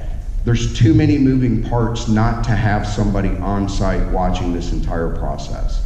So we would commit to that. So with that, I would like to go ahead and answer the questions that you might have. Commissioners? Mr. Vincent, there was something in your material that you handed out, the Kiowa Trail. You said you eliminated forced carry for female and junior golfers. Is that off the tee that we're talking about? Or? That's correct. I mean, typically when we do forward tees, We'd like to eliminate any forced carries for women or junior golfers, whether that be a body of water. We like to give them the easiest route, and I don't mean that in a condescending way, but that's typically what we try to do. It's correct. In terms of environmental issues, there's a lot of different ways to maintain the course with herbicides and pesticides, and we're real conscious of making sure that we do the best for the community and not put more into the soil things that are going to create problems for the next generation. Could you expand on that a little bit? Well, I mean, there are questions like types of grass, okay? There's a variety of grasses to use. We were actually visiting some golf courses in the area, like a paspalum. Paspalum is a great grass, all right? It can use water with salinity in it, all right? To a certain extent, obviously. You can't pump it right out of the ocean, but it's a good grass. Inevitably, it uses less water and can use less fertilizers, pesticides, etc. But what you're going to see if you selected that type of grass is there is going to be Bermuda that comes up in it. Everywhere I've used it, and I've used it on 4 golf courses in the United States, outside the United States, it's inevitable. It's going to happen. And you can do things to practice with an integrated pest management program as far as to practice good things to do with your turf. So there's a lot of things you can do, but it comes down to your superintendent who's managing it. One of the things I noted in the designer's comments is that that the shaper of the greens is an important skilled artisan. Is that something that you have in your team, or is that a contractor that you would be looking for if you awarded the bid, somebody that had that skill? Typically, the way we handle our projects are we provide a list of contractors we would recommend, okay? Obviously, that doesn't mean we're not limited to just those types of contractors. Shapers, extremely important because they're the people that bring your vision, make your vision a reality. So typically what I do is when I'm working with a contractor, I would have them hire a certain shaper depending on the style of the golf course that I've worked with before. It makes the process go easier. They know what I'm gonna, they can anticipate better what I'm gonna say when I'm on site as far as the look. So we don't have a shaper on record, but we hire or have the contractor hire the shaper that we would be looking for. You're in Augusta, so how will you supervise from Augusta down to Boca Raton? Good question. It's very common as a golf course architect not to live in the town the golf course is built. It's probably 95% of the guys in this business, that's the way it is. And when I say I would be committed, one of my associates would be here and I would be on site obviously at least 2 weeks out of the month. But during the process, so that you understand from start to finish, the golf course architect typically makes multiple site visits because there's an approval process that happens after every phase. So regardless of that, I feel that with the architect taking the lead on the project, there has to be everyday presence from us on site. So that's a non-issue as far as we're concerned. We would make that commitment. And which part of your team is going to be working with the permitting with the city of Boca Raton? That would be Jennifer Morton. Yes, Jennifer Morton with J. Morton Planning and Landscape Architecture. And our firm I've been working in Palm Beach County for over 20 years, and I've actually worked with several of the people on our team. We are currently working on Broken Sound. We did all the entitlements for Broken Sound. Permitting, I noticed it was in a lot of the discussion, the write-up, so we're very familiar with the rules and regulations for permitting and the entitlement process. So I'm very familiar with Nora and the people with the city.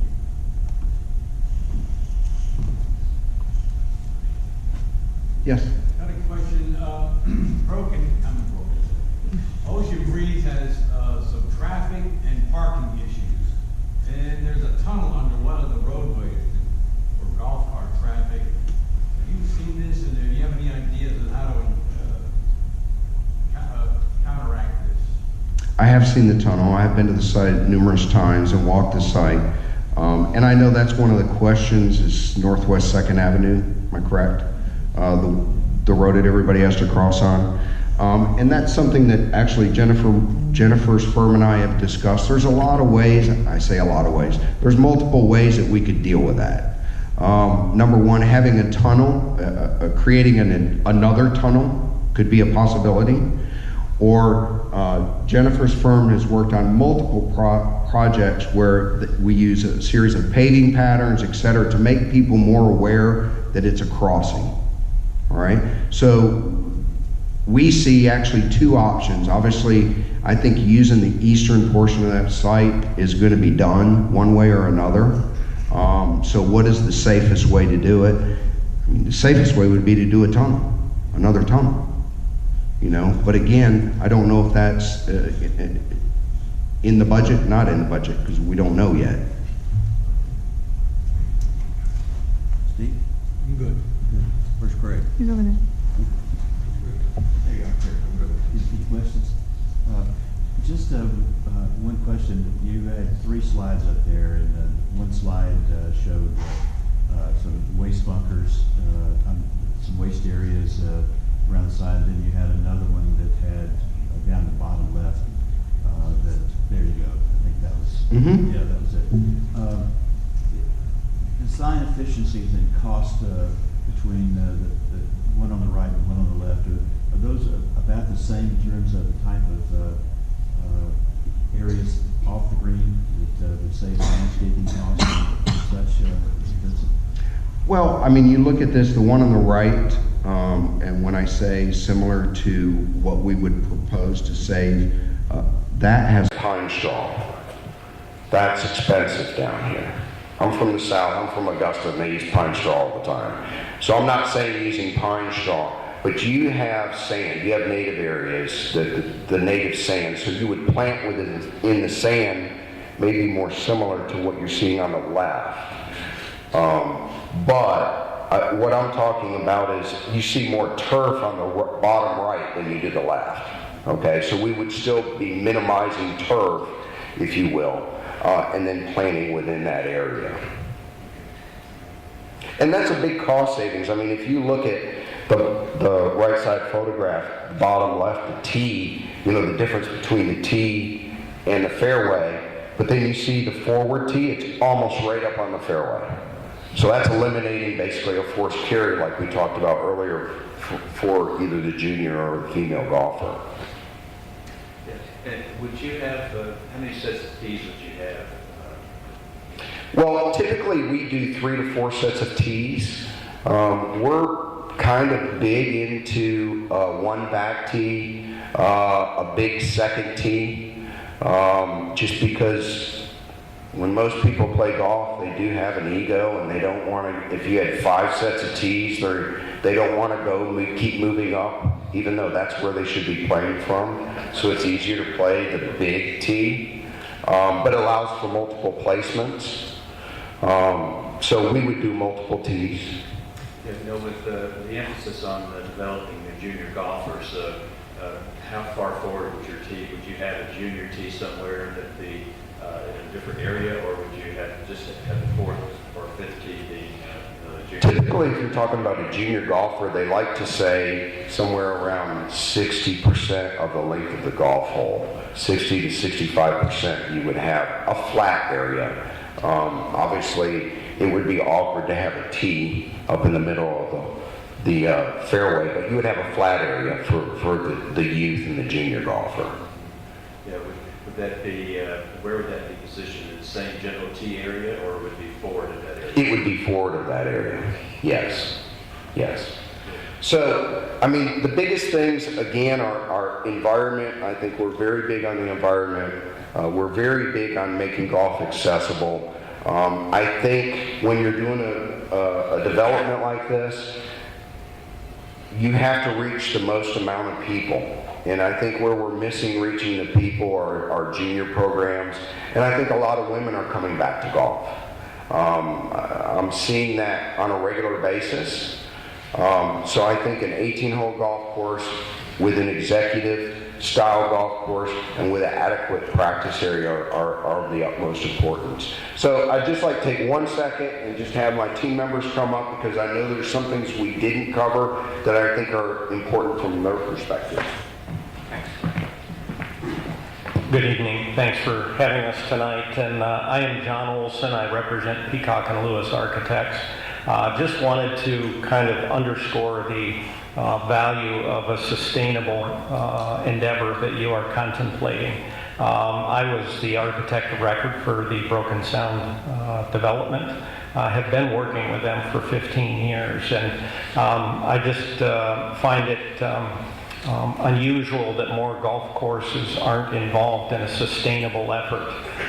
Quite frankly, Broken Sound was one of 3 clubhouses that actually has a LEED certification. So with such a vast area to work with, you can engage composting, you can do geothermal, you can do rain harvesting. Many things can be done in and around the entire site, and not just specifically the building itself. And I think Peacock and Lewis is an advocate, certainly, of sustainability and the LEED effort that you're contemplating, as well as, I think, our ability to meet with the stakeholders yourselves, everyone who has an idea. We've worked for easily 50 years with clients, understanding what their vision is and bringing it to life. So we'd be very excited and honored to be a part of this. Thank you.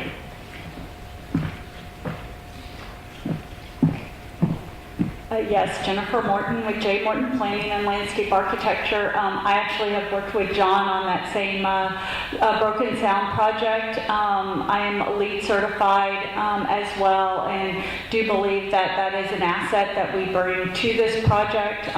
Also, just as a team, we've worked on many clubhouse facilities and golf course communities in the Boca Raton area, as well as throughout Palm Beach County.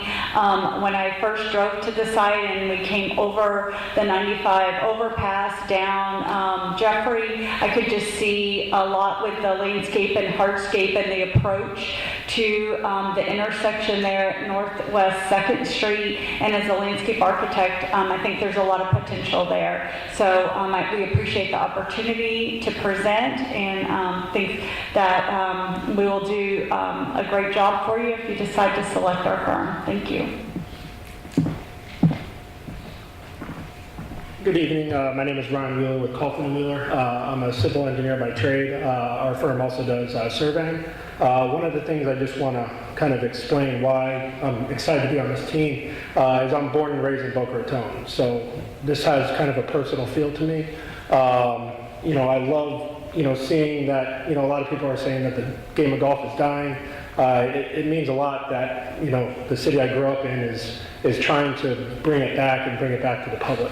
Kind of as far as just the design aspect of the project, on the civil side, one of the things we're really going to be looking at is trying to maximize the amount of water lakes that we can build on the project, but not to take away from the game.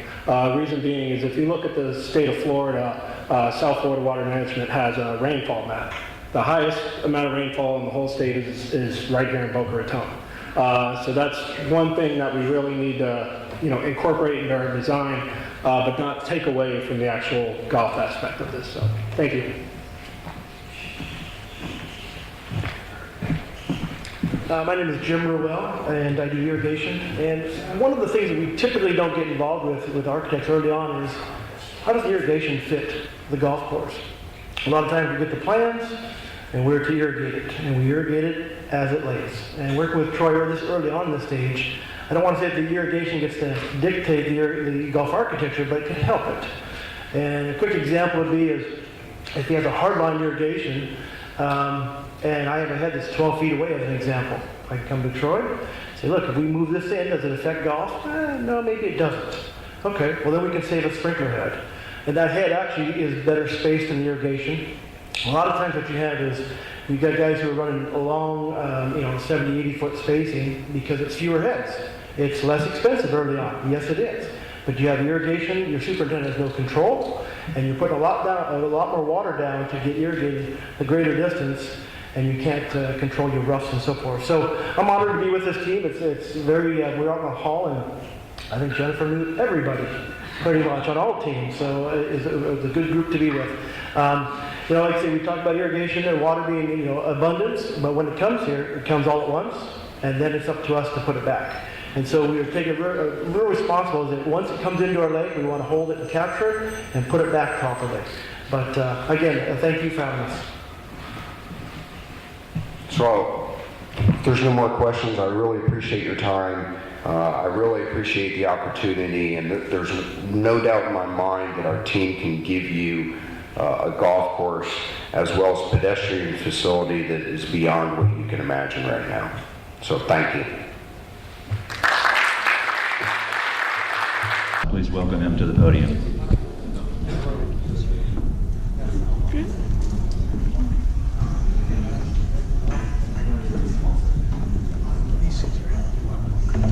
Good evening, everyone. Do we wait for the... We're here. Oh, you're here. Okay, not there. Gotcha. Good. Glad you're getting later. Thank you. My name is Richard Mandel. I'm a golf course architect from Pinehurst, North Carolina. It's good to be back in Boca, and I appreciate the opportunity to talk to you once more about our vision for Boca National and how we're the best team for the job. I want to start out just talking about basically the number one thing that we saw in the RFP. The first thing the district asked for was the following: experience of the lead professional golf course architect and design of golf facilities. We have the experience here more than any of the competition. This is our arena, is municipal golf. We've been in the business since 1992, and we have a vast amount of municipal experience, from Cape Cod, Massachusetts, to the Twin Cities of Minnesota, to the Carolinas, to Bobby Jones Golf Club in Sarasota, Florida. And so we come with the knowledge and the ability to work with not just the district, but the golfers as well. And that's a major element of our project. So I want to make this point that we have in the RFP, there was a State Form 330, Section F, that asks specifically, give us 10 projects that best illustrates the proposed team's qualifications for the contract. Our competition has 5 total. We have 7 on our own. So we're strong in this arena. For the last decade, we've done multiple municipal golf course projects. We've done 13 municipal golf course projects in the last 15 years as well. So tonight I'd like to touch a little bit more on experience, our community involvement, how we engage the golfers and the non-golfers as well. Touch on our environmental approach a little bit, talk about cost control methodology as well, and talk a bit about our tee shot distance equity concept, which is really a grow the game effort, as well as show you a few of our examples of our practice facilities that we've done, which is sort of what I call grow the game part 2 for this evening. And then some final design thoughts for Boca. So, as I mentioned earlier, this is our arena where we work the most. And we've consistently shown that fiscally responsible golf course projects can be done and can be award winning. So you can see the list of awards that we've won, and I think it's important to show that because we have competed for awards for our golf course work with projects that are sometimes 2, even 3 times the budget of what our projects were. Yet through smart design, we were able to reach the highest levels. You can see a list of our municipal projects down here, just of our most recent projects. And they range from Bobby Jones Golf Club in Sarasota. We're working at Tanglewood Golf Course in Forsyth County, North Carolina right now. which hosted the 1974 PGA Championship. It also hosted the Senior Vantage Championship from 1987 to 2002. And we start a bunker restoration project in less than 30 days.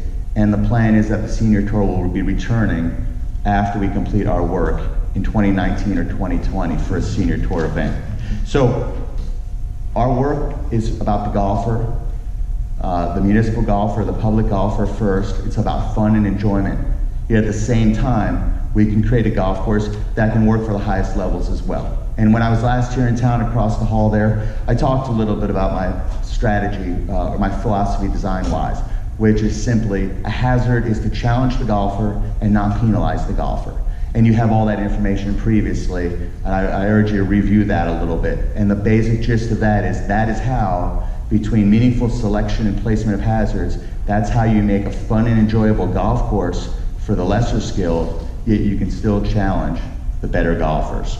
So, more importantly is, and I'm sorry this is off the screen here a little bit, but I want to share some quotes from you from the golfers. I'm a golfer, of course. You have to be a golfer to be a golf course architect. You can't have it any other way. And so I wanted to highlight just a few quotes from the golfers themselves. You can have reference letters written specifically to address this project. You can have reference letters from general managers, et cetera, et cetera. But after all is said and done, is it the golfer that enjoys the experience or not? So Bacon Park Golf Course is a project we did for the city of Savannah, Georgia. It won Municipal Renovation of the Year and Best in Show for Golf Inc. magazine 2016. And Kevin Jump, a local golfer, says, "I've played this course many times over the past 12 years when it was nothing but a patch of dirt. They've done a great job of bringing this course back to life, more enjoyable for the amateurs, but from the tips offers a challenge for the lower handicaps. The only reason I didn't give it 5 stars is that the greens and fairway need to fill in a little bit more. I thoroughly enjoyed my round and the new setup of the golf course." Keller Golf Course for Ramsey County, Minnesota, host of 2 former PGA championships and a future U.S. women's amateur. Also won Golf Magazine Renovation of the Year in 2014. Stephen Davis, a local golfer. "I had the privilege of playing Keller this past weekend. I thoroughly enjoyed the round and the course was a lot of fun. Has to be one of the best value golf courses I have played. Right up there with Rustic Canyon, Wild Horse, and Common Ground. Great job to all involved." Finally, Erie Golf Course for the city of Erie, Pennsylvania, which we completed about 13 years ago. And Marlene Rupp, who is a ladies golf group representative at the time. "Any course who hires you with the expertise that you're exhibited at our Erie Golf Club will be overwhelmed at the positive comments of the citizens who will be playing there." This work here at Boca National is for the golfers. And I've shown you here how we deal with the golfers and how we involve the golfers. And at the end of our day, the golfers enjoy the experience. And that to me is number one. Community involvement. Every single one of our projects, we go through something we call course walkthroughs. And we will walk the golf course with over 100 golfers throughout the life of our pre-analysis or analysis of the golf course. We'll walk the course with a group of ladies. We'll walk the course with a group of senior men, a greens committee. We'll walk with the operations staff. We'll walk with maintenance staff. But we open it up to all golfers. And so, for instance, at Bobby Jones in Sarasota, we walk that golf course with over 100 people. And we do that, we've been doing that. That's what I call our standard operating procedure. That's what we do. So when community involvement is discussed, we've been at the forefront of that for over 15 years. And that's important because I don't expect anyone to hand me the keys to the car, so to speak, and say, run with it and do what you think. I've got great ideas myself, but they're only better if they actually serve the purpose of what the golfer wants. So it's important. So you see some pictures there of us doing that exact thing. Up in the top left corner is the citizens of Barnstable, Massachusetts for a course called Hyannis Golf Course. Here's a group of golfers at Sarasota, Florida, and a group down here from Edina, Minnesota. So we go through that, and everybody has this presentation, and I won't read all of the quotes, but I'll read one here from the city of Edina. Richard did a fantastic job in listening to the suggestions of our constituents, staff, and patrons while designing a new golf course that will be enjoyable for all ages and all abilities. So, what's our process? I mentioned to you earlier, we not only do just course walkthroughs early on, but throughout the process. And so when we get into design development, we will have meetings with the community to show what we're proposing to do, because we want to make sure that what we're proposing will not just work for the district, but work for the golfers as well. So we typically do 4 or 5 course walkthroughs with the public to form the basis for our planning.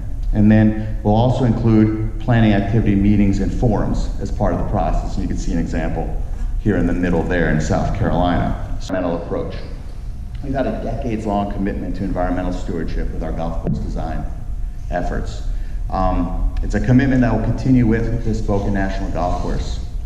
So I've got a few other, highlights here, quotes from 2017. We're currently working on a new golf course for the city of Edina, Minnesota, called Braemar Golf Club.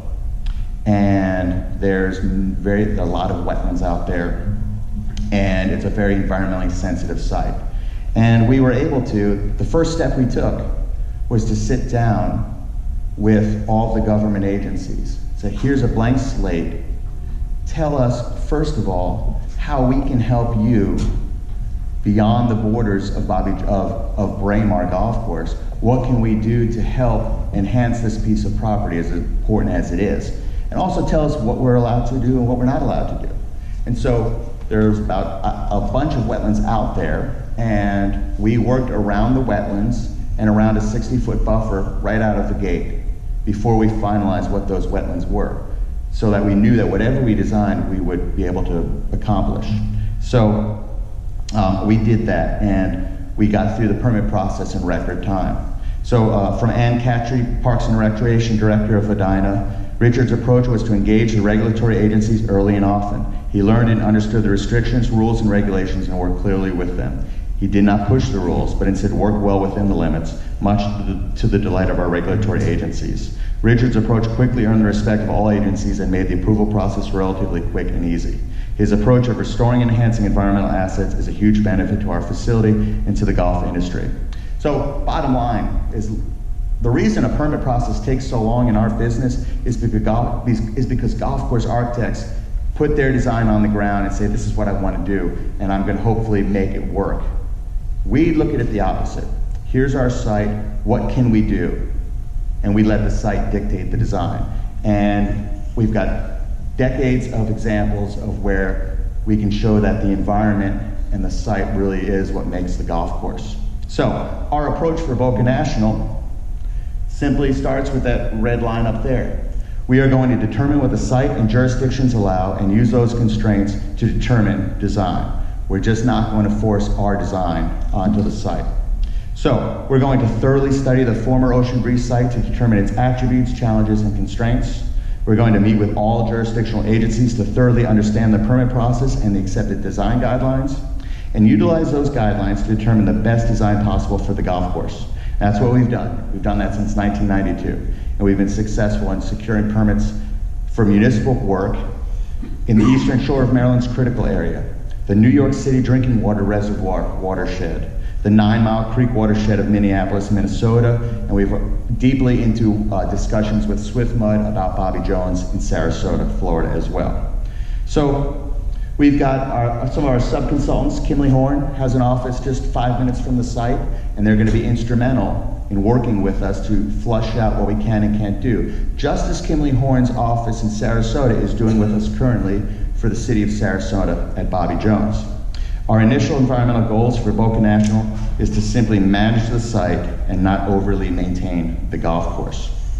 So, our other goals are to preserve and utilize as many grand trees as possible, to define playing corridors and provide instant maturity for the new golf course. I am a certified arborist. I'm the first golf course architect in the world and one of only 2 to be a certified arborist.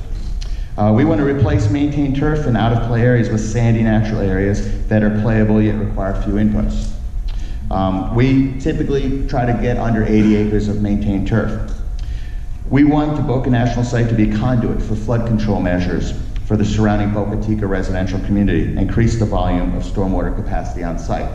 It's good to do for the golf course, it's just the right thing to do. We want to minimize excessive irrigation needs, and we want to provide fast and firm playing conditions that rely on only a minimal amount of chemical inputs. Now, environmental stewardship is important to me, but also fast and firm conditions lets your golf ball go further as well, and that's not bad either. So, I won't go into too much detail about Braemar, but a lot of the things we did are community enhancing goals that we've accomplished. Braemar and Edina is under construction. We were able to reduce the overall golf course footprint by 22 acres. We've created 4.37 acres of wetlands. We've created 32 acres of wetland buffer, which is 33% more than what was required. And we created 34 acres of oak savanna restoration as part of the project. We also were able to repurpose 9.54 acres as a multi-use area, as well as adding walking trails and cross-country skiing trails. And that's under construction right now. Bobby Jones Golf Club, we are working with the city right now to finalize what the final scope will be for that project, and we hope to break ground next year. It depends on some grants and all that we're working on with the city. But just like Braemar, at Bobby Jones, there are a lot of things that we're doing or proposing that the commissioners warmly embraced and approved, because it's not just for golfers, it's for the non-golfers, and it's a surrounding community.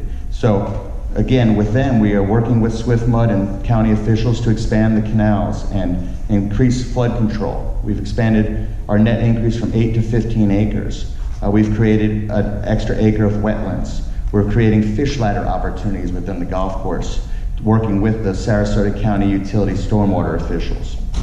We are creating 2.35 acres of littoral shelves, working within the Sarasota Bay Estuary Program's 5-year habitat revitalization plan. We went to them and met with them and said, what do you see here at Bobby Jones, and how can we help you achieve your goals? And it's going to be another great example of how mutual work can happen with the environment and golf courses. We've created 18 acres of native pond buffer grasses. We've increased floodplain by 20 acres. We've created 18 acres of native grass areas. And the list goes on and on. We also have a trail, a 3.1 acre multi-use area, and a 1.1 acre pocket park. Last time I was here, I talked about cost control. Our business has never been better. The last decade for us, we've gotten better and better, and business has increased while the rest of the industry struggled. And one of the reasons is because of the things that we've been proposing and talking about since 1992 finally has come to the forefront in the golf course design industry. And it starts with cost control methodology. And I'll just touch upon this. I talked about earlier, one of our commissioners remember what I talked about. We have a reputation of being at or under budget.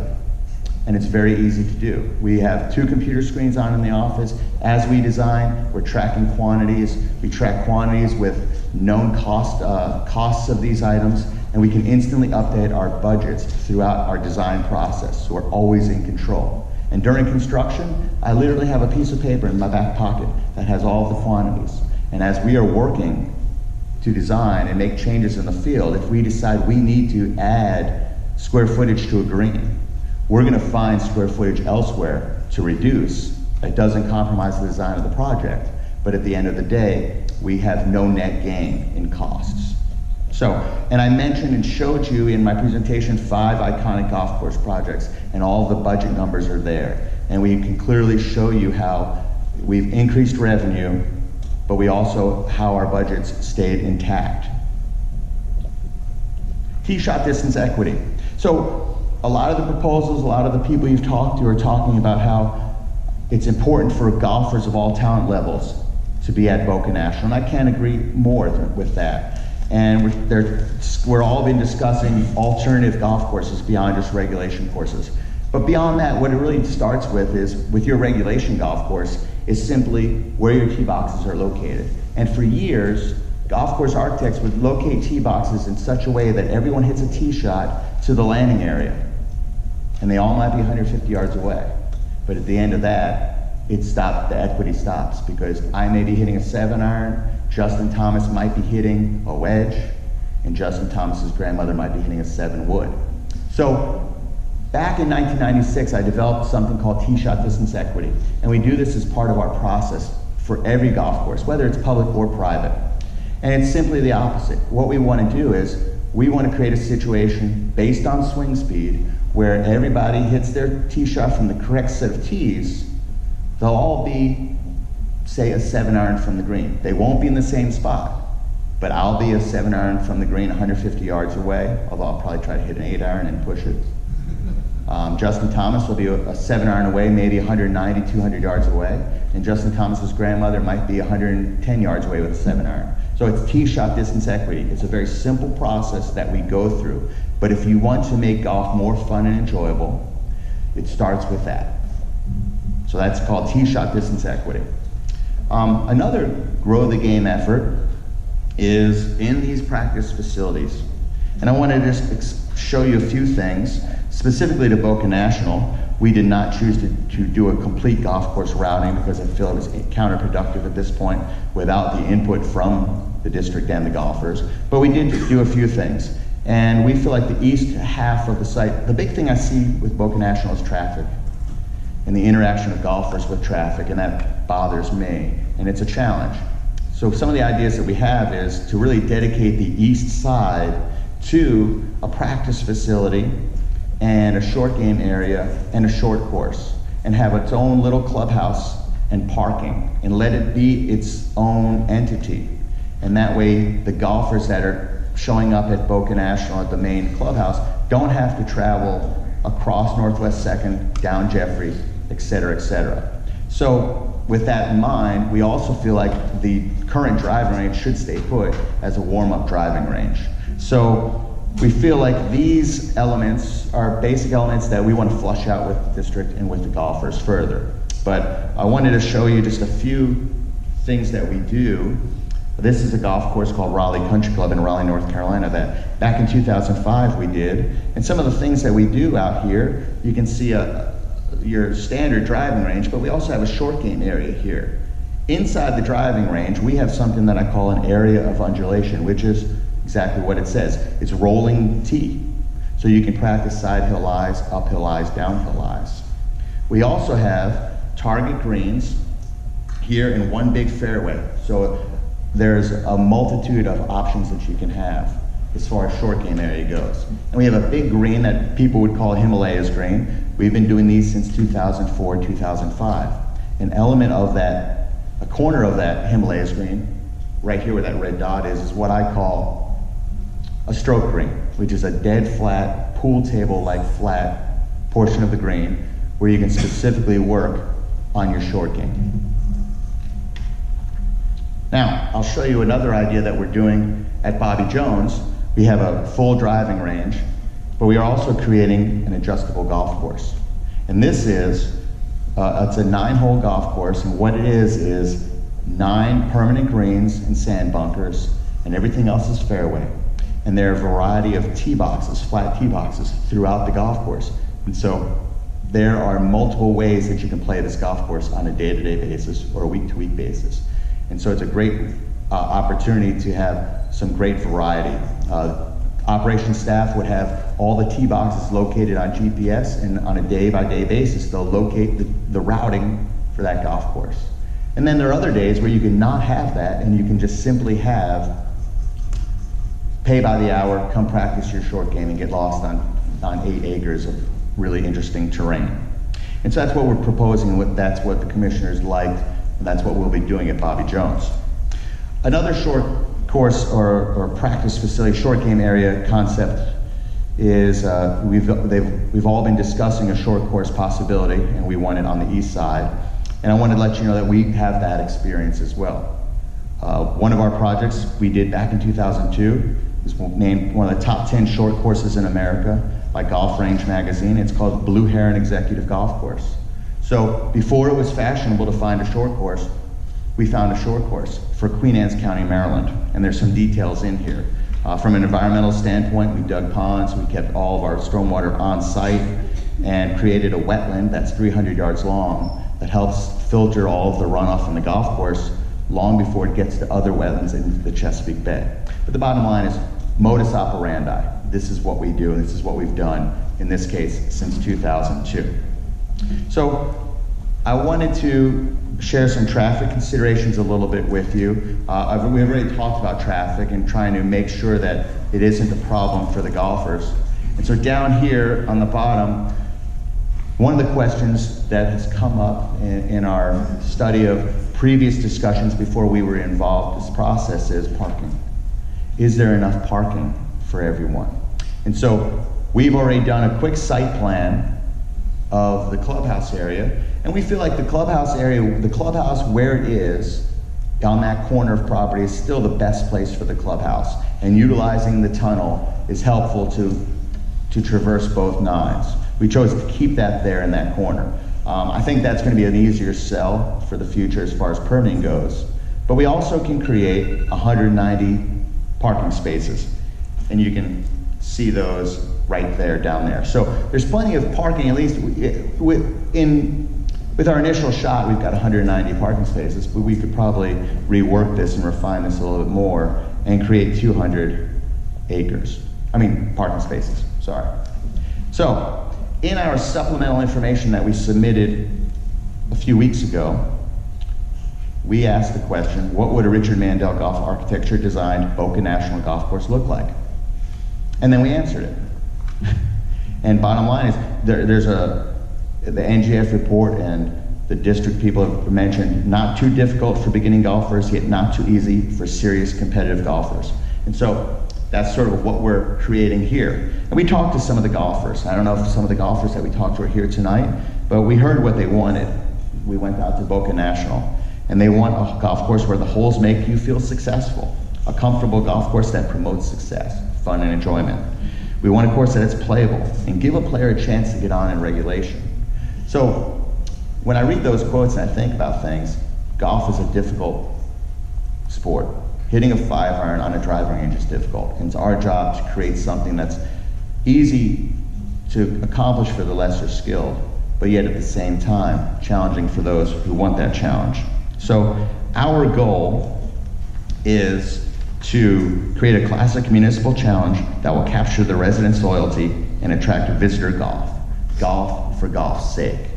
You can talk about marketing plans, you can have teams that are diverse with all sorts of things, but the bottom line is, if you don't create a great golf course for all levels, you're going to need a marketing plan.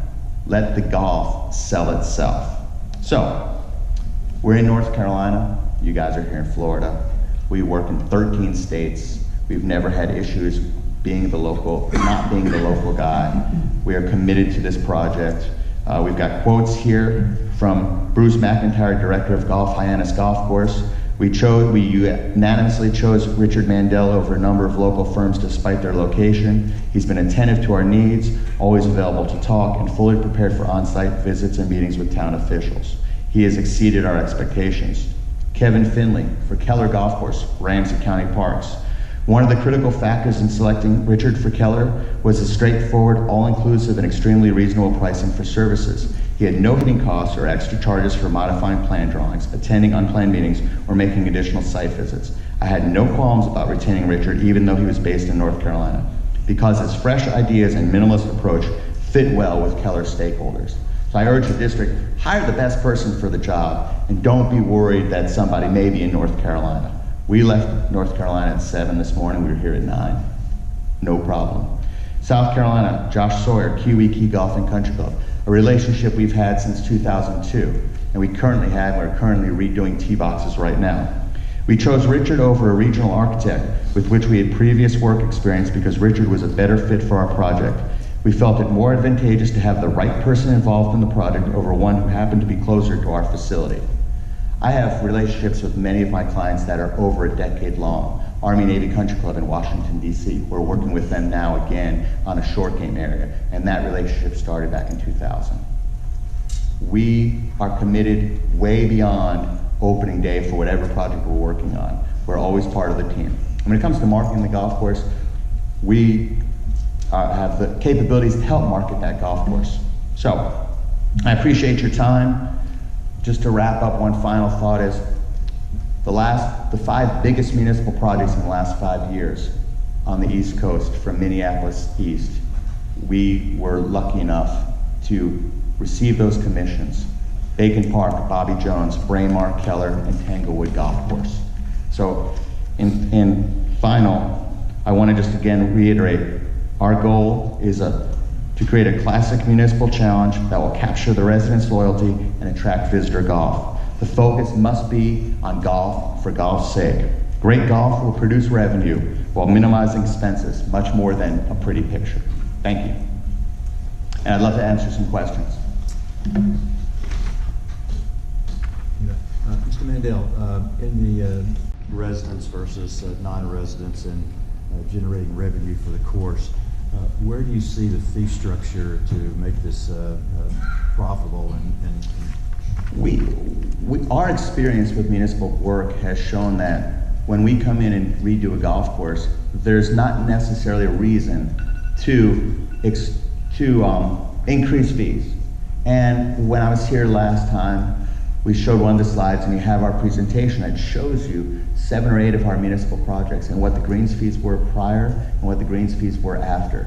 So our work doesn't necessitate that all of a sudden you have to go from affordable $40, $50 all the way to $100. The trick for Boca National is, I know that there's been, they've been losing money at Boca Municipal, and from what I've seen and studied, it comes in expenses. So in 2016, revenue wasn't too far off from 2015 at Boca Municipal, but it was the expenses that rose by almost $250,000. And you know, that was a 20% increase in expense. And so the first step is reduce your expenses. I believe that Richard Singer had mentioned that there were more employees, full-time employees at Boca. At Boca Municipal versus what the standard is for the industry, 28 versus 21, something like that. So we have to delve into why that is. Regardless of what that is, things that we're going to do to reduce expenses is going to reduce the areas of maintained turf, primarily, number one. Number two, though, is we're going to create a golf course that has the right infrastructure, and so that the maintenance crew can come in and manage and not necessarily repair from a day-to-day basis. And we're going to minimize our bunkers. We don't need a lot of bunkers out there, and Augusta National is a pretty good golf course. They have less than 40 bunkers, okay? It's where you place those bunkers. Bunkers should challenge the golfer, not penalize the golfer. And I'm a big fan of central hazards because you're going to get variety that way. A bunker in the middle of the fairway gives the golfer 4 choices. 4 bunkers down both sides of the fairway give the golfer 1 choice, and there's 75% more maintenance. One last question. Who would be on site, and would you have somebody on site full-time? Yeah, let me introduce my team, and I'm sorry, guys. Brian Ross, if you could stand up. Brian is with me. We left Philip at the office to answer the phones and take care of some business. He's with Richard Mandel Golf Architecture. Sean Heiduck is with AquaTurf International.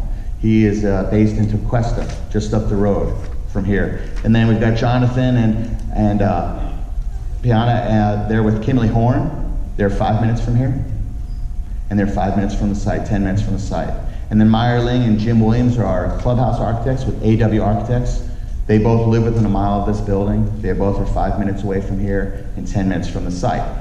For us, for Richard Mandel Golf Architecture, the on-site person will be a guy named Mark Berger, who's my shaper. And Mark and I have been working together for about 10, 15 years now, and we've been very successful together. And he is not just going to be my representative, but he's going to be the district's eyes and ears as well in working with the contractor. And he's great about that because he can flush out when a contractor starts slipping long before most people notice it. And so he's vital to that and vital to cost control as well. I'll be here once a week. You don't need me to be here every single day. I think I said this last time, a golf course architect shows up and he's here every single day. So he's going to start waving hands and get creative and slow things down. I mean, I hate to say it, but that's just the bottom line. My guy Mark will be here every day. I'll be here once a week. Thank you, Mr. Vince, for your presentation. Commissioners, I think we've run out of time unless anybody has a quick question. One quick question. Of your municipal courses that you've done, are they all still up and driving? They are still up. All of them are up. All of them are thriving. In fact, Keller in St. Paul, Minnesota, had its best year since we did the renovations this past year, and it's been open 3 or 4 years. I have a lot of those numbers of showing you revenue. In my last presentation, Bacon Park finally reached $1 million in revenue this year, and we had completed the original 18 restoration about 3 years ago. So everyone's up and everyone's thriving, and it's great municipal golf. Just real quick, the short course concept that you're talking about, is that really financially viable? I mean, there is another small, we have 9-hole Red Reef golf courses on the ocean, beautiful place. Why have 2? Well, the concepts that I showed you are concepts that we've done previously. Whether they actually work for Boca National or not needs to be flushed out with the golfers and with the district. That's something that, a lot of study has to come about. The reason I think a short course would be helpful for Boca National is really site specific for that eastern part. One thing that I did notice is there are way too many golf courses for the golfers, and a 27-hole golf course may not be sustainable. I think the NGF report talks about there should be 1 golf course for every 4,000 residents. Well, here you have 1 golf course for every 595 residents. So I'm not sure that 27 holes is sustainable. There's a lot of study to be done. Again, that's why we did not do a complete routing. We're just sharing some thoughts and some ideas. Thank you, Mr. Vandale. Appreciate your presentation. Thank you very much. Mr. Tommy Fazio, and we'll open the floor to their presentation. They have a PowerPoint to say, and so the floor is now theirs.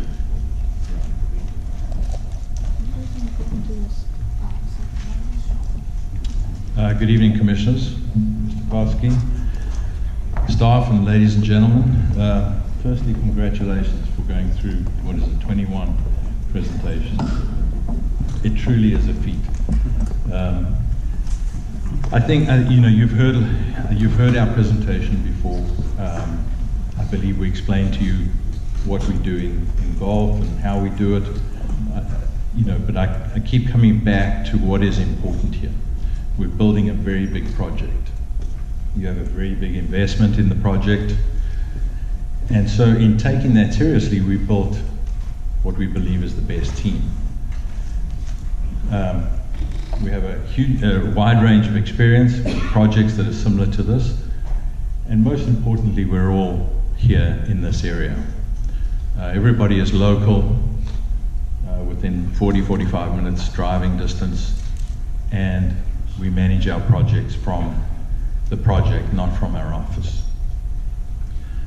This is, in receiving, I've met with Greg from the Boca Golf Association, who received the note from the Boca Tica organization, and there's a lot of questions that have been asked. How long is this going to take? How much is it going to cost? What will it look like? And so many of these questions we can't answer. We've got no chance because this is a long, not a long process, but it's a process that we all have to go through.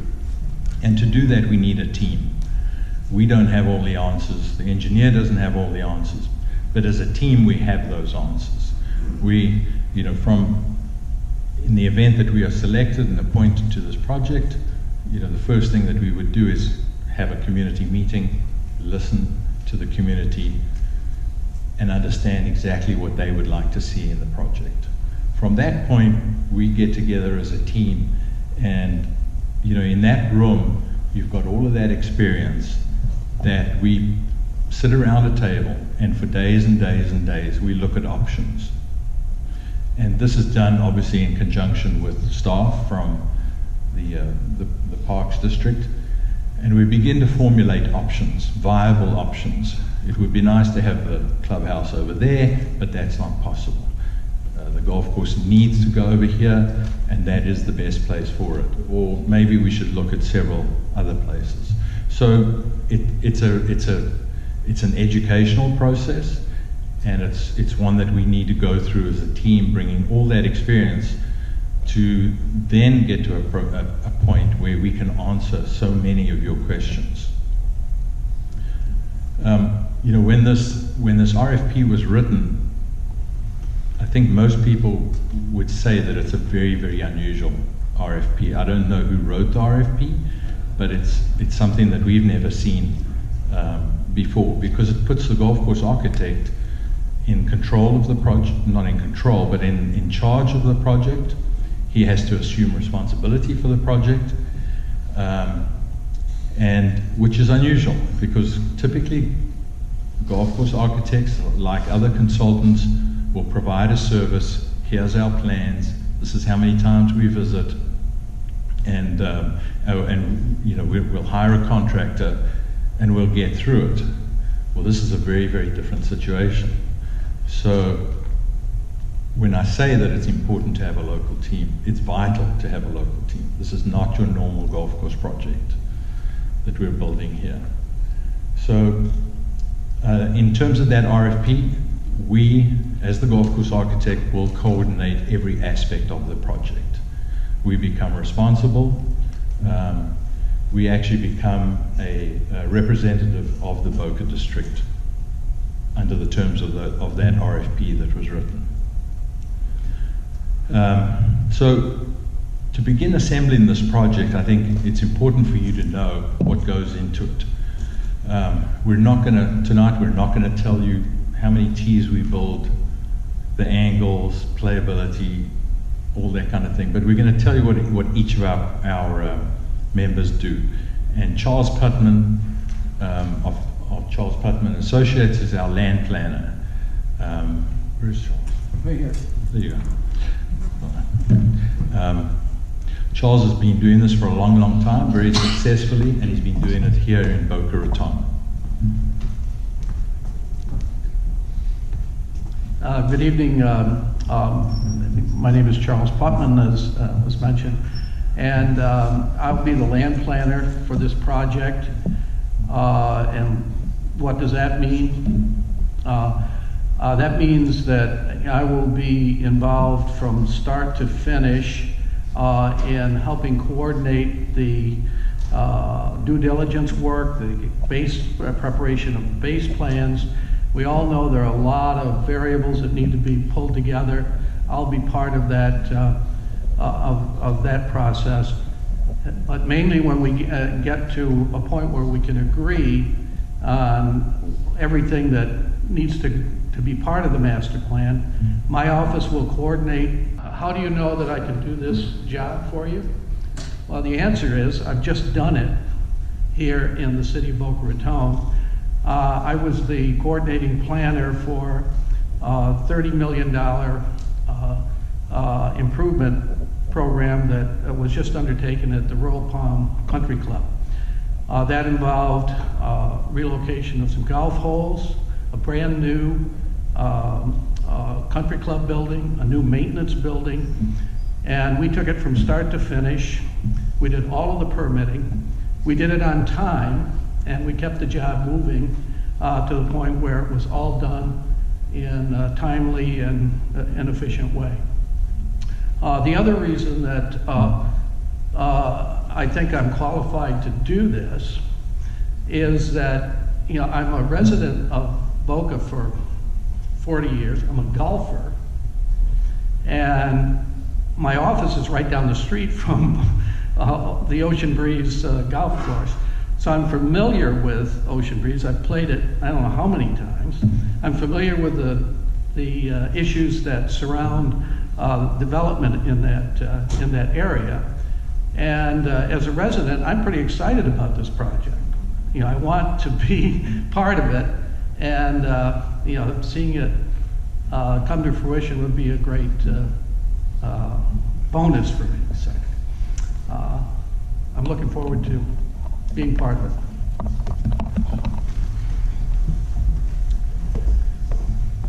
Our engineer, Jeff Schnauz, is also a long-time resident. And we also worked on the Parks District, the Spanish River facility at the Dornley Park.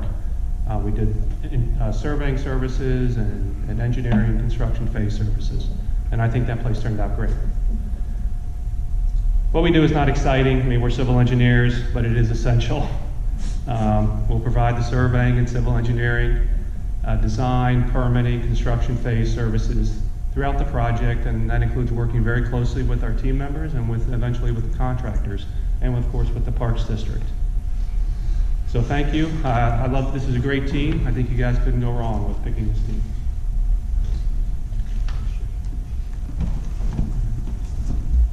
Clubhouse architect, George Garcia of Garcia Stromberg.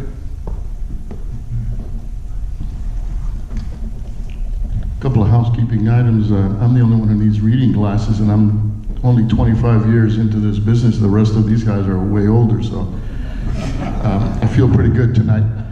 And the other thing is, I heard the other presentations, which were in fact very nice, and I noticed about that. I never heard of that, the hazard in the center of the fairway. I was telling my wife who's back here, I said, that's a great spot, because I'll never be in it.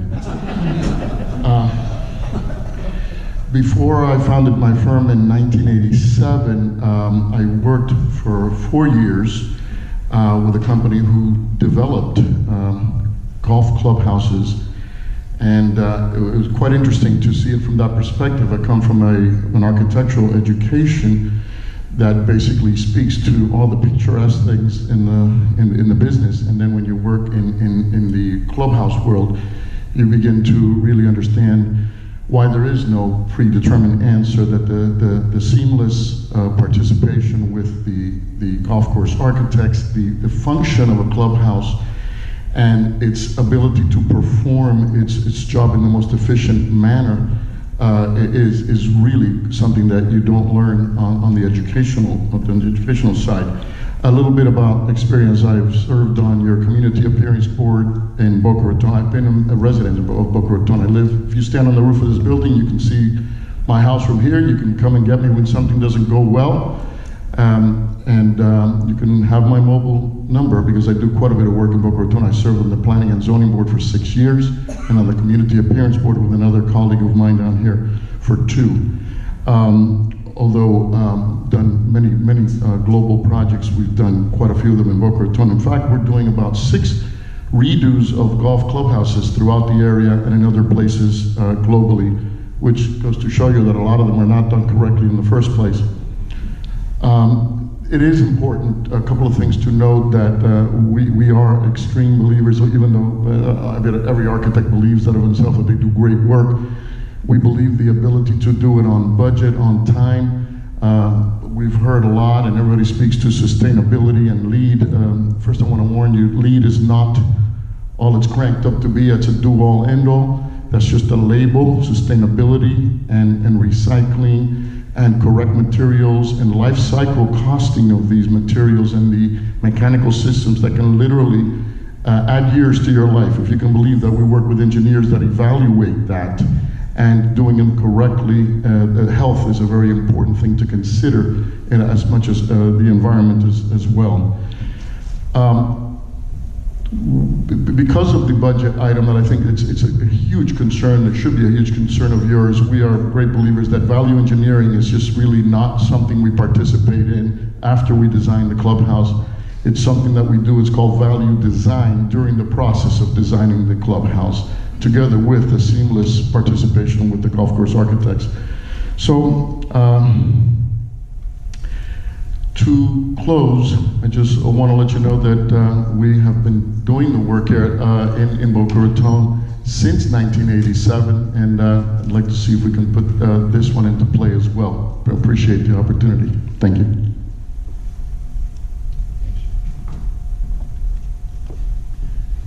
As I said earlier, I think we do have a great team. However, like anything, there's always room for improvement. And earlier this week, Tom and myself went down to Broken Sound, and we met with Shannon Easter to have a look at some of his initiatives that he's undertaken on that golf course. And certainly we were very impressed with what we heard and what we saw. And I think at some point we would, with the permission of the district, if we were selected, we would look at bringing him on board our team as well. And with that, I think I'd like to introduce you to Carol Perez of Grant Thornborough and Associates, and Mary Lundgren of EW Consultants. Hi, I'm Mary Lindgren with EW Consultants. I've been working as an environmental consultant in Palm Beach County for over 20 years now. We have offices, EW Consultants has offices locally in both West Palm Beach and Stewart. So as the environmental consultant for this team, my role, or our company's role, would be to a couple of things. To first assess and inventory what's there in the way of environmental resources. We would look at the existing habitats. Is there native habitat? Are there native trees and shrubs? What kind of wildlife might be using the property? From there, we would work with the project team and with the city to kind of brainstorm and figure out ways to incorporate any of those important resources that we find. And that would be through maybe incorporating some natural habitat areas, also adding enhancements. So we would have natural habitat areas, maybe relocating some of the existing native trees and shrubs to enhance those areas. And then other enhancements that we could consider, some ideas that we had was adding supplemental plants, a plant palette that includes native species of trees and shrubs and ground cover, native littoral areas that would be added within the golf course lakes, nesting boxes possibly for birds and bats, other critters. And then another important aspect would be providing connectivity between the different habitats, for example, between the lakes and the upland natural areas on the site. So I think Carol's going to talk a little bit about landscaping and the sustainability. I just wanted to mention quickly, I've worked on a lot of interesting golf course projects. Some of the most relevant projects that had similar environmental issues that we dealt with were the Floridian Golf Club in Palm City, MacArthur Golf Club in Hobe Sound, and the Bears Club, which is now the Trump National in Jupiter. All of those projects, we had really neat, diverse environmental resources to work with and some neat preservation aspects of those projects. Good evening, my name is Carol Perez. I'm with AGT Land. I've been working with Grant Thornborough for 30 years, and Grant's been in Boca as a CAB chairman in Boca for, I don't know how long you did that, maybe 30 years also. We designed Red Reef Park, the golf course. We were the prime consultant on that project, and we are currently working with Jeff on the Via Meisner golf course. We also worked at the Seagate in Delray Beach, and that is where we're located, in Delray Beach. As a landscape architect, the role for us in the Boca National Golf Club would be to design using sustainable practices and create a unique identity for the golf club and course.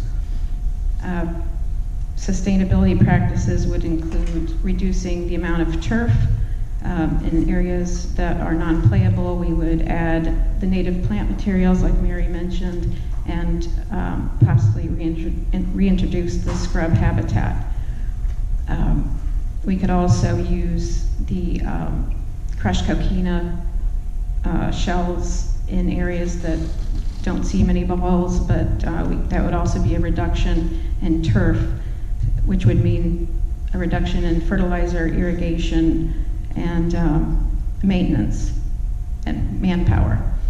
Design-wise, do you have that slide? Or design-wise, the approach to the golf course from Clintmore and Boca Raton Boulevard, we have a really good opportunity to improve those corridors and let the community know something really is special happening as you approach the golf course. Even from I-95, you have the opportunity for view corridors into the golf course for visibility. And we would look for linkages all around the community. You have the bike trail to the west and also the Amato Scrub, so maybe improving the connectivity of the pedestrian connections to these and bicycle connections. Also a passive park at the corner of Boca Raton Boulevard and Clintmore Road is an idea that we think would be nice for the community. And once you get to the clubhouse, that would be your big transition, and we would have a wonderful approach, beautiful arrival point.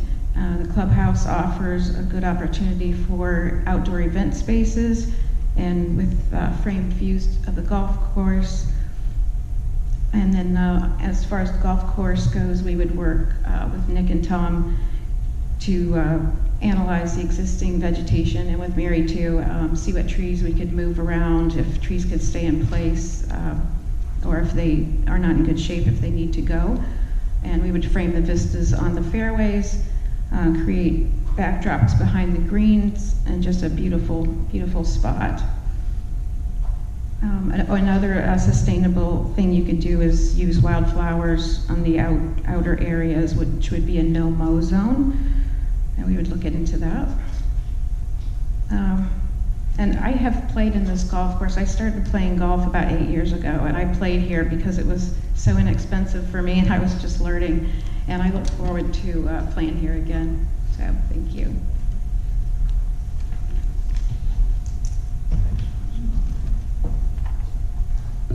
Lastly, our golf course designers, Nick Price and Tom Fazio.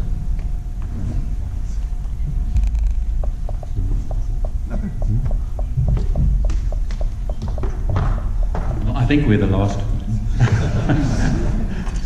I know I'm not going to get to dinner at home, but that's fine. I've listened and obviously have been in communication with Wayne, who has put a wonderful team together here over the past few months. And I've listened to a lot of the presentations tonight, and some of the ones I read over the presentations from the last month ago. And I think one of the things that I want to say is that as a designer, this is a great opportunity for Boca, the city of Boca, and for the district to build something very special here that hasn't been done, I think, in this area or is even close to this area. And we want to work with you guys and make this the very, very best project that we possibly can. Tommy and I have done a lot of work together over the years, and I think we complement one another.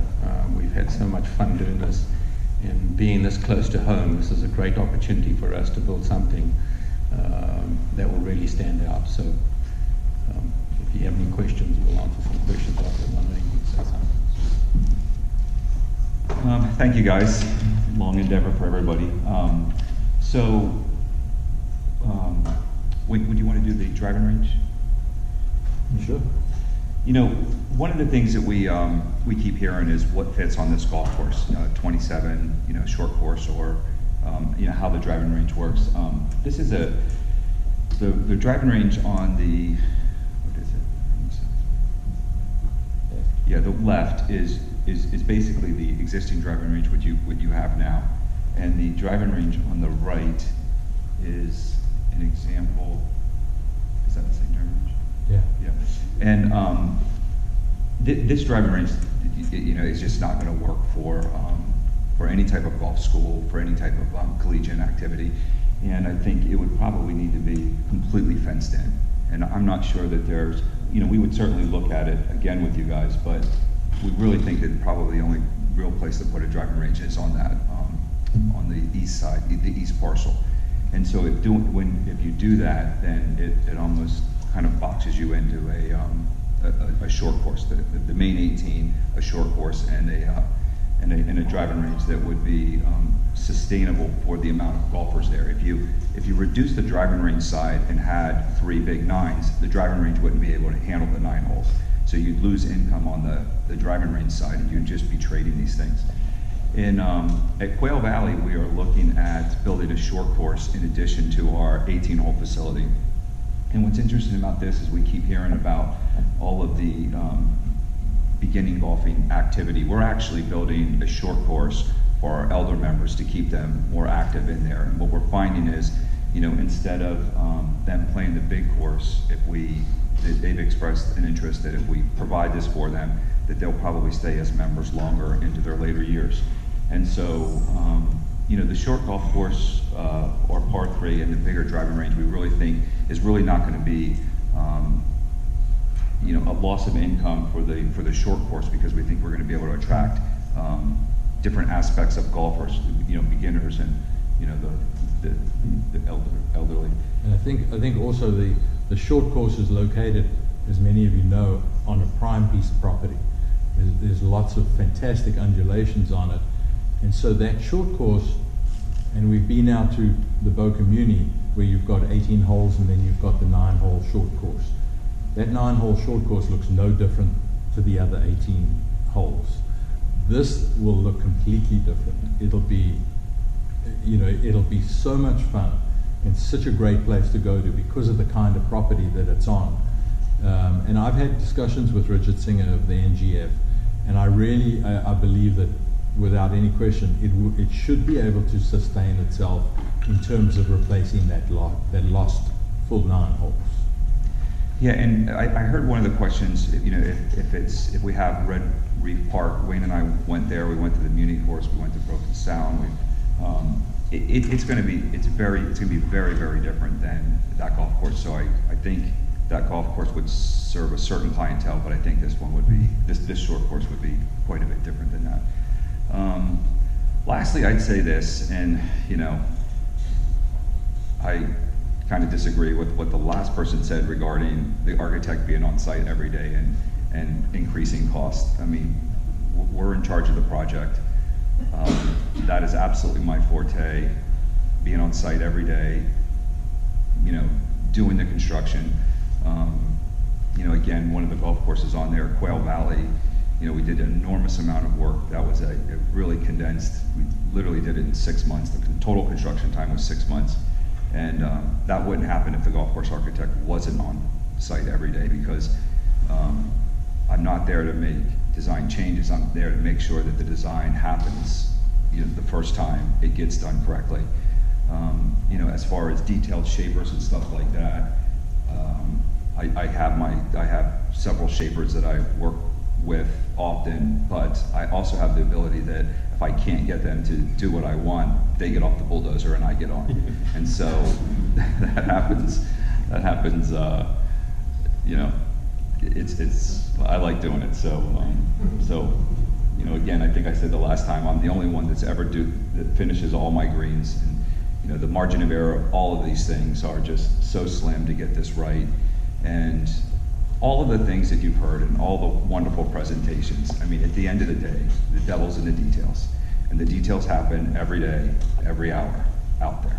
And I think, you know, I've lived in South Florida for 47 years.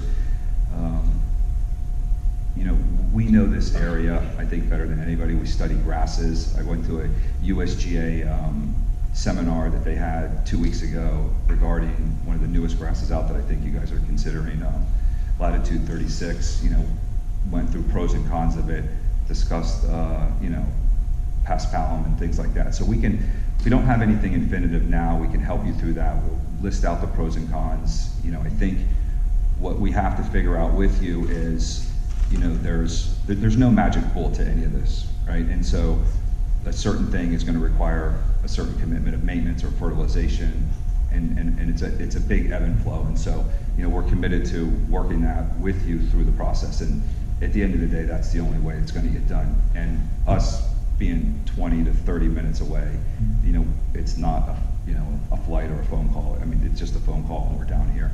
And you know, the projects that I've been involved with, I'm still involved with. I have projects that are 25 years that I still go visit. I think somebody went to Fairwinds up in Fort Pierce, and I'm still actively involved with that, and I think we did it in the 90s. So, thank you. I think what Tom said was important. This is, if you think you've started your education process, just wait. Because for us to take you through to where everybody is making informed decisions on what they actually want to see out there and how it's, you know, all of that, we are going to be with you every single step of the way. Because it is a big project, and that's why we have the team that we have. And with that, thank you. I open the floor to questions. Anybody? I have a question. Having seen the MacArthur course, how do you see the waste bunkers? Is that something that might be utilized there to cut down the service it might have in the fairways and things of that nature, and reduce your maintenance costs? You know, I think, you know, sustainability, we've got to be very careful of these sort of buzzwords, right? Because we know we want it to be more affordable. We have to do it in a way that is not going to really slow play and be aggravating to the golfer. So if you have these big, huge waste areas or sand areas down in a private golf course, it's a different scenario. In a municipal golf course, you know, I could see, you know, West Palm Beach did this, right? They sold this big sustainability, you know, sand down both sides of every fairways, and they're redoing the golf course 5 years later. The sand's blowing on the fairways. They can't drive through the things. So there's absolutely a way to do it, but there's a correct way to do it, and it has to be very strategically done. It's a, you know, MacArthur is a very high-end private golf course. Cuesta Country Club is right down the street, and it's kind of, it's certainly not the same level of MacArthur, but I took a 100-acre site, we reduced, we got it down to about 70 acres, and we did this sustainability, but we integrated a lot more pine needles in areas of playability where you're going to drive the ball, and we reduced our acreage by 30%. We literally had an opportunity to buy more affluent water, and we refused it because we actually reduced our water consumption so much. So we will absolutely do that, but it is not just a, you know, one size fits all. There's not a magic bullet for that either. I mean, it really, really has to be done strategically. Great.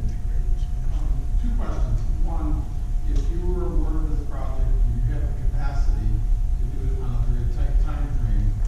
You were trying to accommodate closing of one golf course and opening the new course. You know what? There's nobody that can do it faster than I can.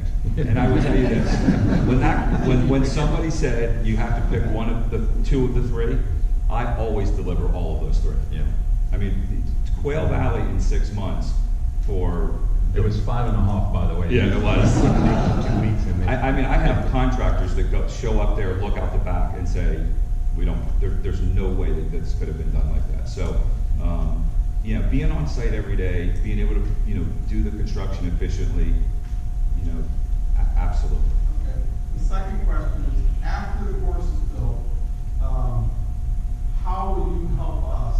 I mean, we're spending a big price tag on the whole golf course, and then, you know, build the clubhouse. It may take a little longer for the clubhouse, things like that. Are you going to be around afterwards to help us through this process, and what do we get for this? Absolutely. As Tom said earlier, a lot of the work that he's did early in his career, he's still involved in. It's really difficult to build a home run with your first hit, and the golf course is ever changing and growing, and so that's one of the things, is that we would come in, we work with the superintendent over the years and just refine things, because that makes us look good too.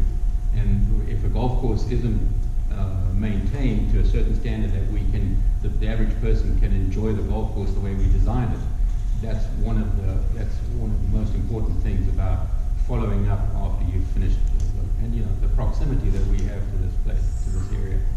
This is a big project for us. It really is, and I think it gives us a chance to showcase our skills and also to show the continuity of our work. Yeah, just to add to that, you know, if you surveyed the superintendents that I've worked with, you know, I'm always back with them.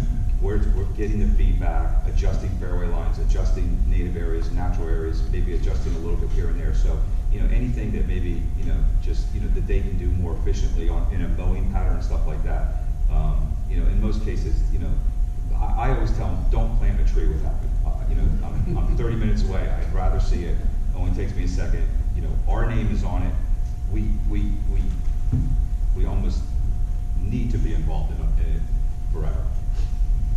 Mr. Fazio, one question. At what point do you recommend usually bringing on your superintendent into the process? At what point do you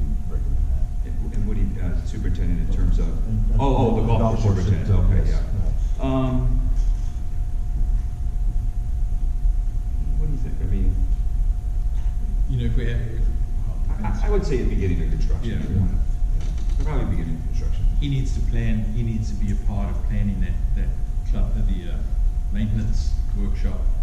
And he needs to, you know, it's also important for him to be involved in the construction. So he sees how the irrigation works, where it goes, where the pipes are buried. So he's a part of all of that. And then that becomes a great asset to you going down the road.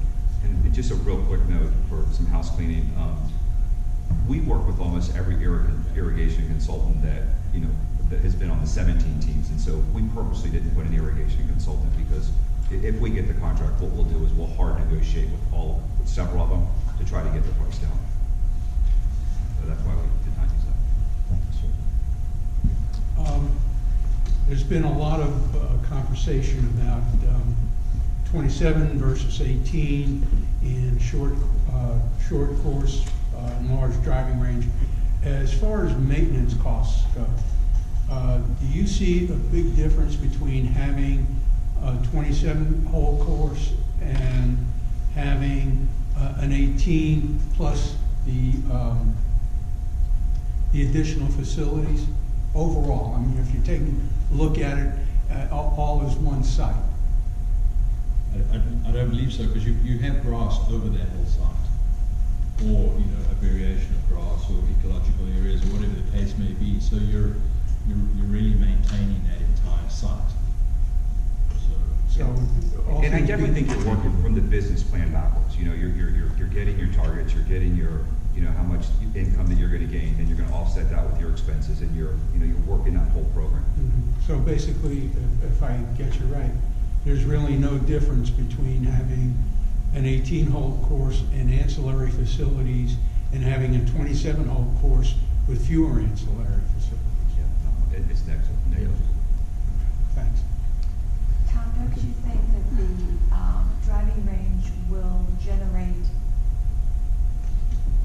a substantial amount of income to offset not having the 27, having just Yeah, I do. I think if you get a big enough, so the key is this, I mean, how many driving ranges you go to and there's no grass to hit off of, right? And so you don't want to hit off of that. And so we have to size that correctly.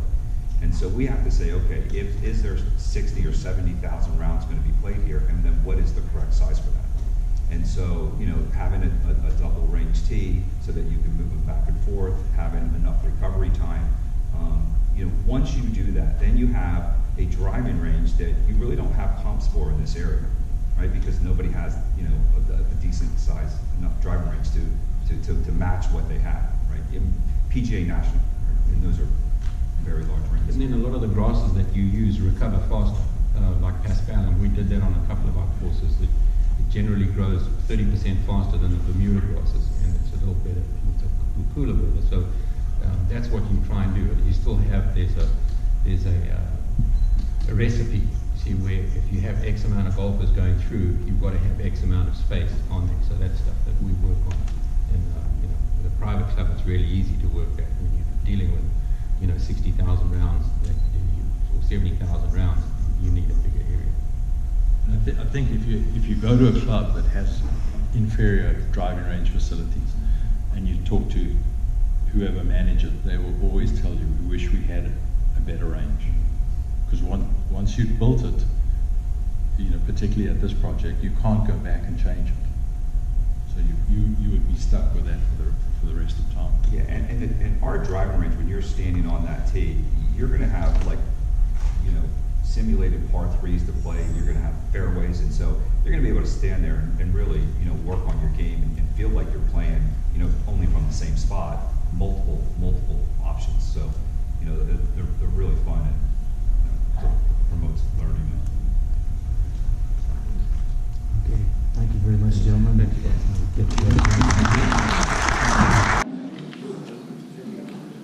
Paging Mr. Koski. That's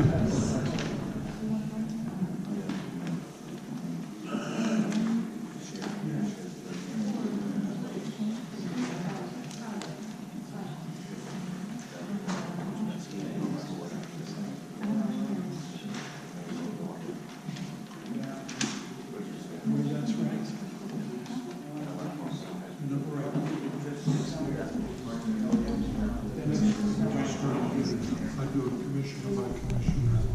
Just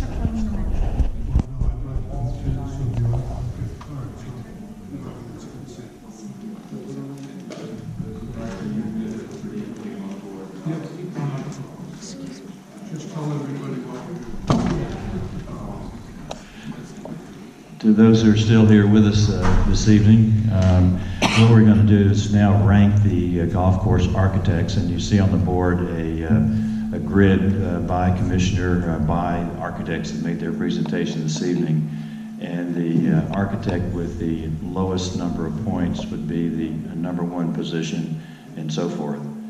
The way the negotiations would work is after the first one has been selected, the district would negotiate with the architect for fees, and if they could come to an agreement, that would be the selection. If there's no agreement with the first architect, then we would move to the second, and so forth. So we'll now begin grading the architects.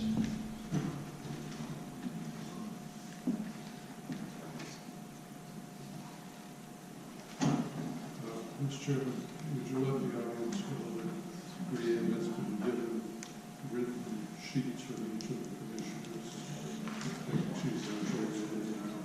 Yeah, the scoring is being done from a written sheet that's been turned in by each commissioner to Brianne for recording.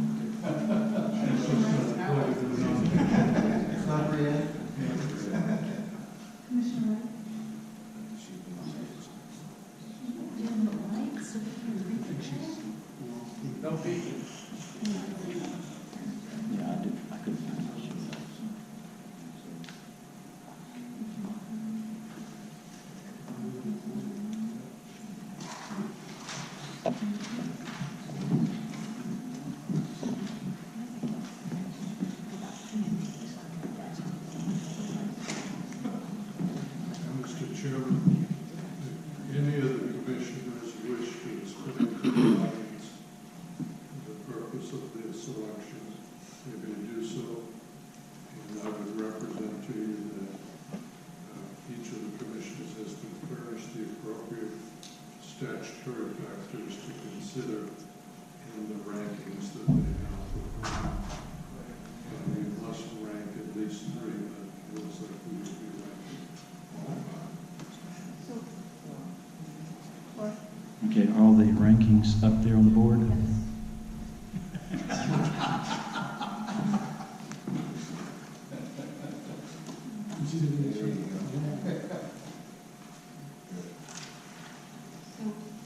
Brown with Price and Price with 6, Staples with 10, Richard Mandel would be number 3, and Vincent Design with number 4. Sorry, run that by me. Say it again. Number 1 would be Price Cosgrove, 2 would be Staples, 3 would be Richard Mandel, and 4 would be Vincent Design. Is this, goodness gracious, is this the total? Yes. Why aren't they totals? Are they totals to everybody now? Yeah, right.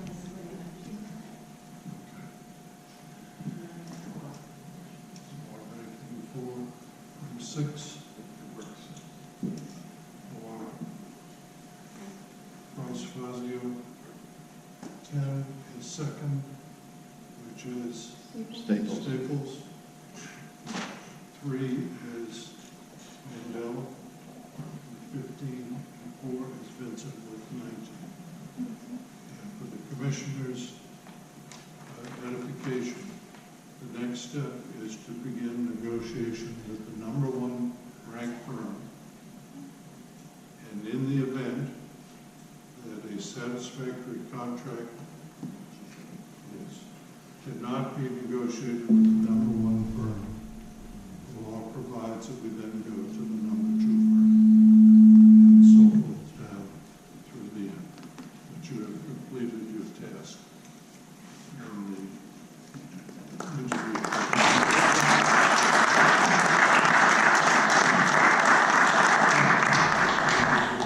Appreciate both the golf groups, Greg, Harold, and Mr. Decate.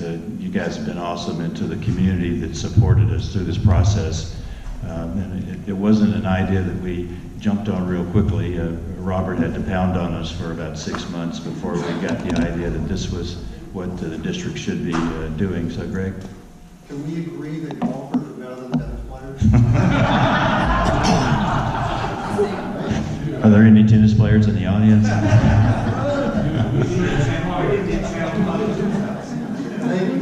Thank you, Greg.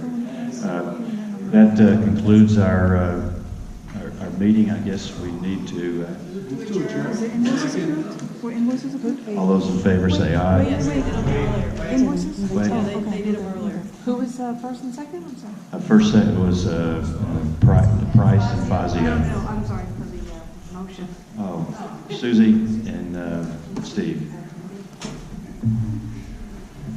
All those in favor say aye. Aye. Opposed, like sign, passed unanimously. Time to eat.